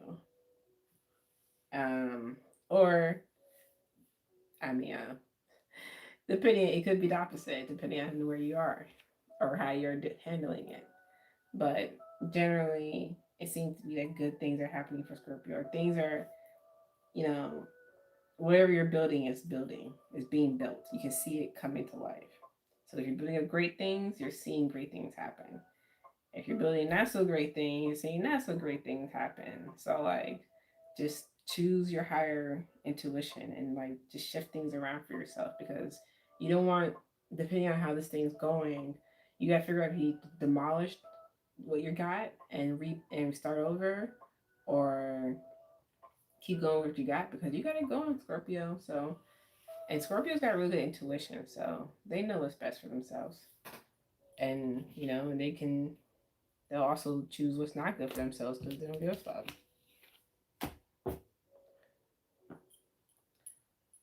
So, Sagittarius, which has no planets or aspects in it right now. So,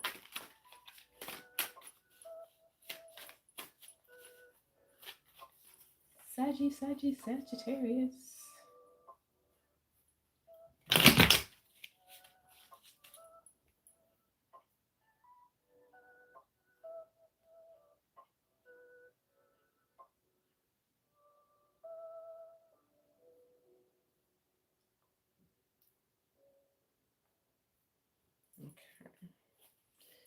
Sagittarius. Chopper.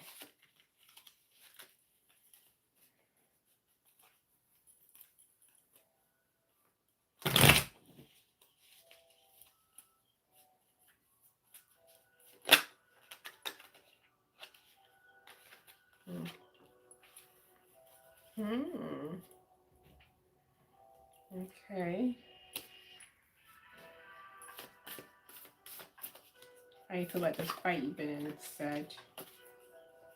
Where you've been like dealing with, like, are you winning? Are you losing?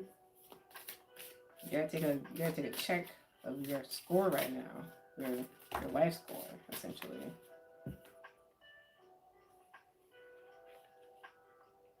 A daughter or cousin, maybe. Are you choosing your best self, Scorpio? Are you choosing, not Scorpio, Sagittarius?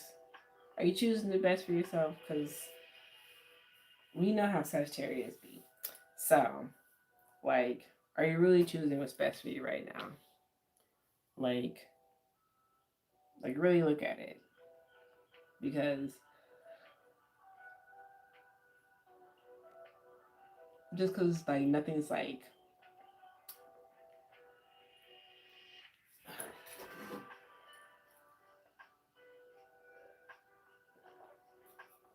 drink water. So, yeah. Like, are you, like, literally listening to your intuition? Are you being, like, feisty and, or being argumentative, or just, like, being arrogant, you know? Because, like, just because, like, you're, like, doing things how you want to do them, you know, is it really choosing for your higher self? You know, choose love. You know, don't choose fighting. Try to choose love at least. You know, do it with love in your heart. Just meditate on love and how it makes you feel. Meditate on that self, your inner self, and get in touch with that intuition again. If Sagittarius and you're struggling with that, you know, or maybe now in life, Sag, you're feeling like kind of beat up, and you're looking at like how to recuperate from this, and it's like meditate and relax and choose love.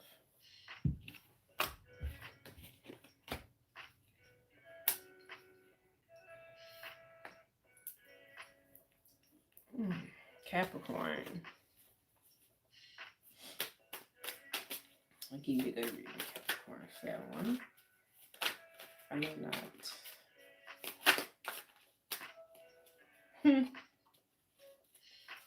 The Tower, Capricorn.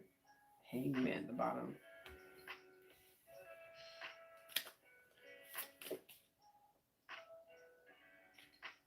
What's that one? Is this a Wands? Oh, I gotta keep it out.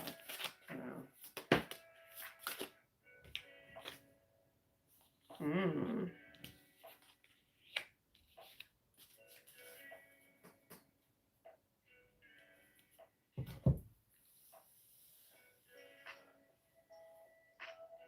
Capricorn, stop being stubborn. Or you just gonna be knocked out the way anyway. The truth is, the balance is gonna be restored. So you can either go with it or not go with it. You know? But the truth is, you better, I mean, like, it's probably better you go with it and, like, really,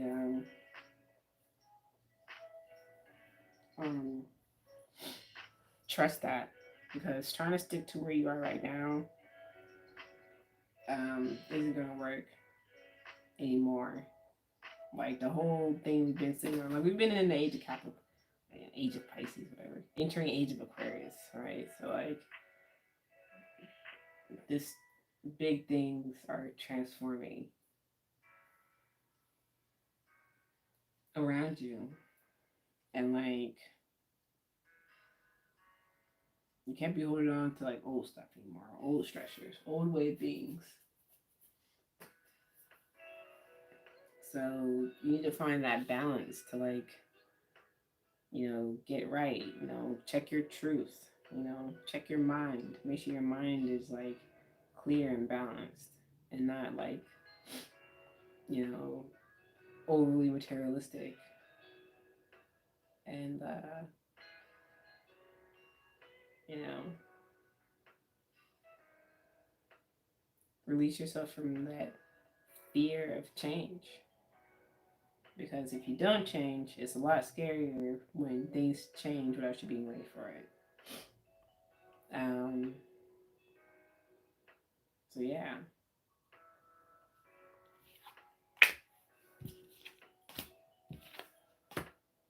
Aquarius.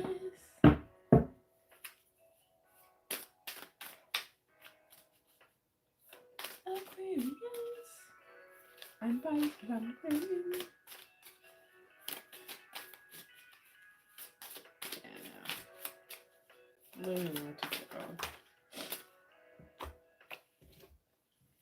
What was what we were signing to? Just Pisces. And then done.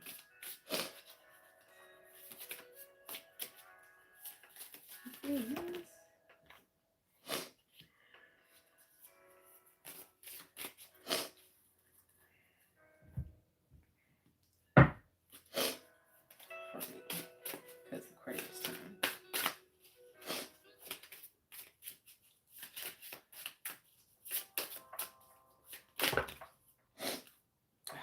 Hello again. Grief.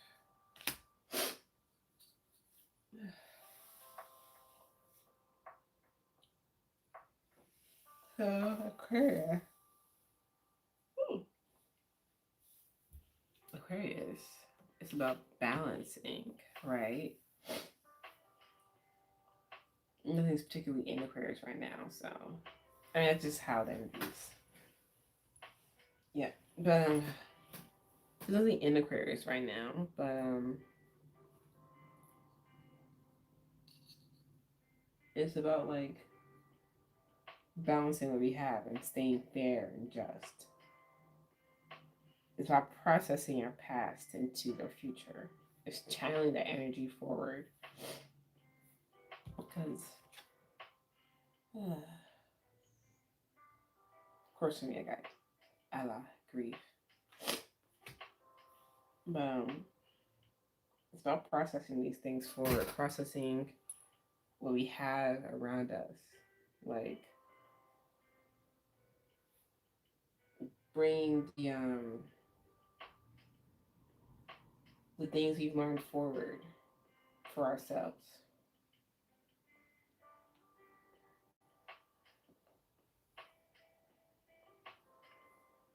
So like after being this like experiencing some things, like what have you learned from it? You know, how can you bring it forward? You know, in our decision making process going forward is like how do we connect with others in a fair, balanced way? You know, Aquarius being a sign of the people, humanity. You know, how can humanity work together? You know, bring things into harmony this season.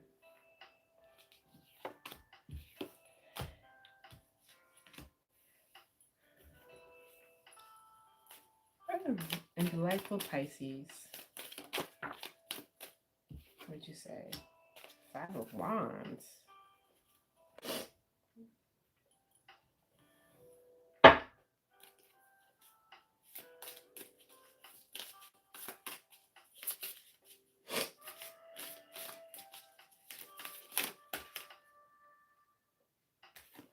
And Ten of Wands. Okay. Pisces.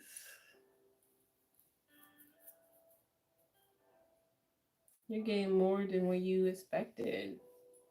Of course. You're just getting like a lot of things happening. A lot of fun things are going to happen. A lot of action. I see. For these Pisces placements.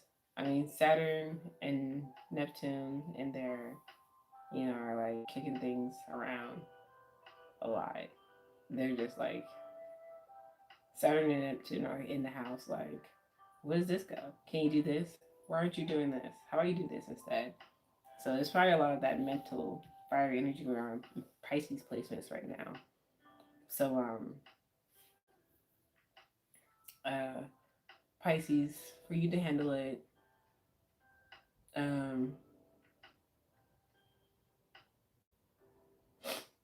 like let it grow, and then like it's gonna be good if you let it grow. Whatever this means for you, like letting that thing expand, letting the put some more plants out, do something with your business or your work differently. But yeah, let these, there's kind of a fire burning in you. Let it expand in your heart. Let it fill you up. Um, or on the other hand, maybe you've been um, having a lot of battles recently, but now you're gonna have like a whole. Now your battles will be like, how do you say, like fortified. or like your strength will be fortified. Um,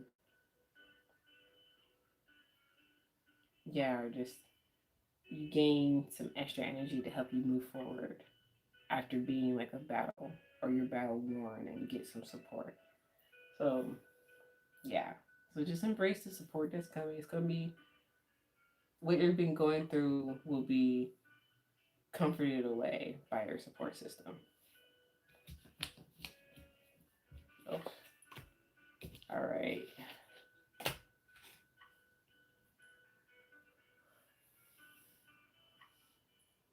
I read for everybody, all the signs and planets. That was fun. I love doing this. Um, do I want to pull out one more card? Let's do one last card for everybody, everybody, everybody. What is the earth feeling? What's the earth magnetic poles feeling right now? And then we'll go to bed.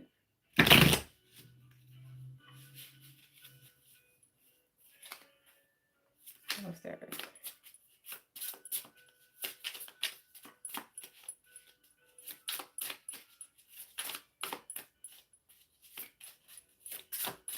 How's everyone on the earth?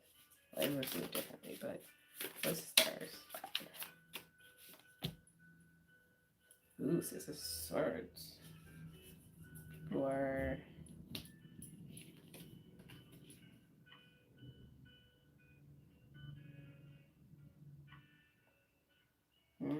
Six of Swords for the earth. That's pretty nice. This card. It's like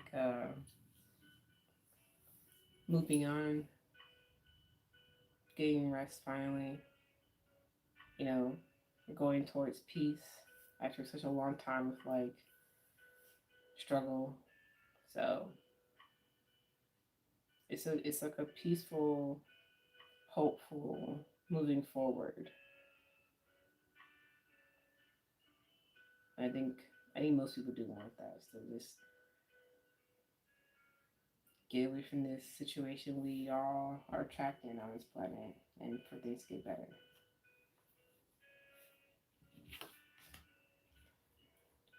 All right. That was delightful.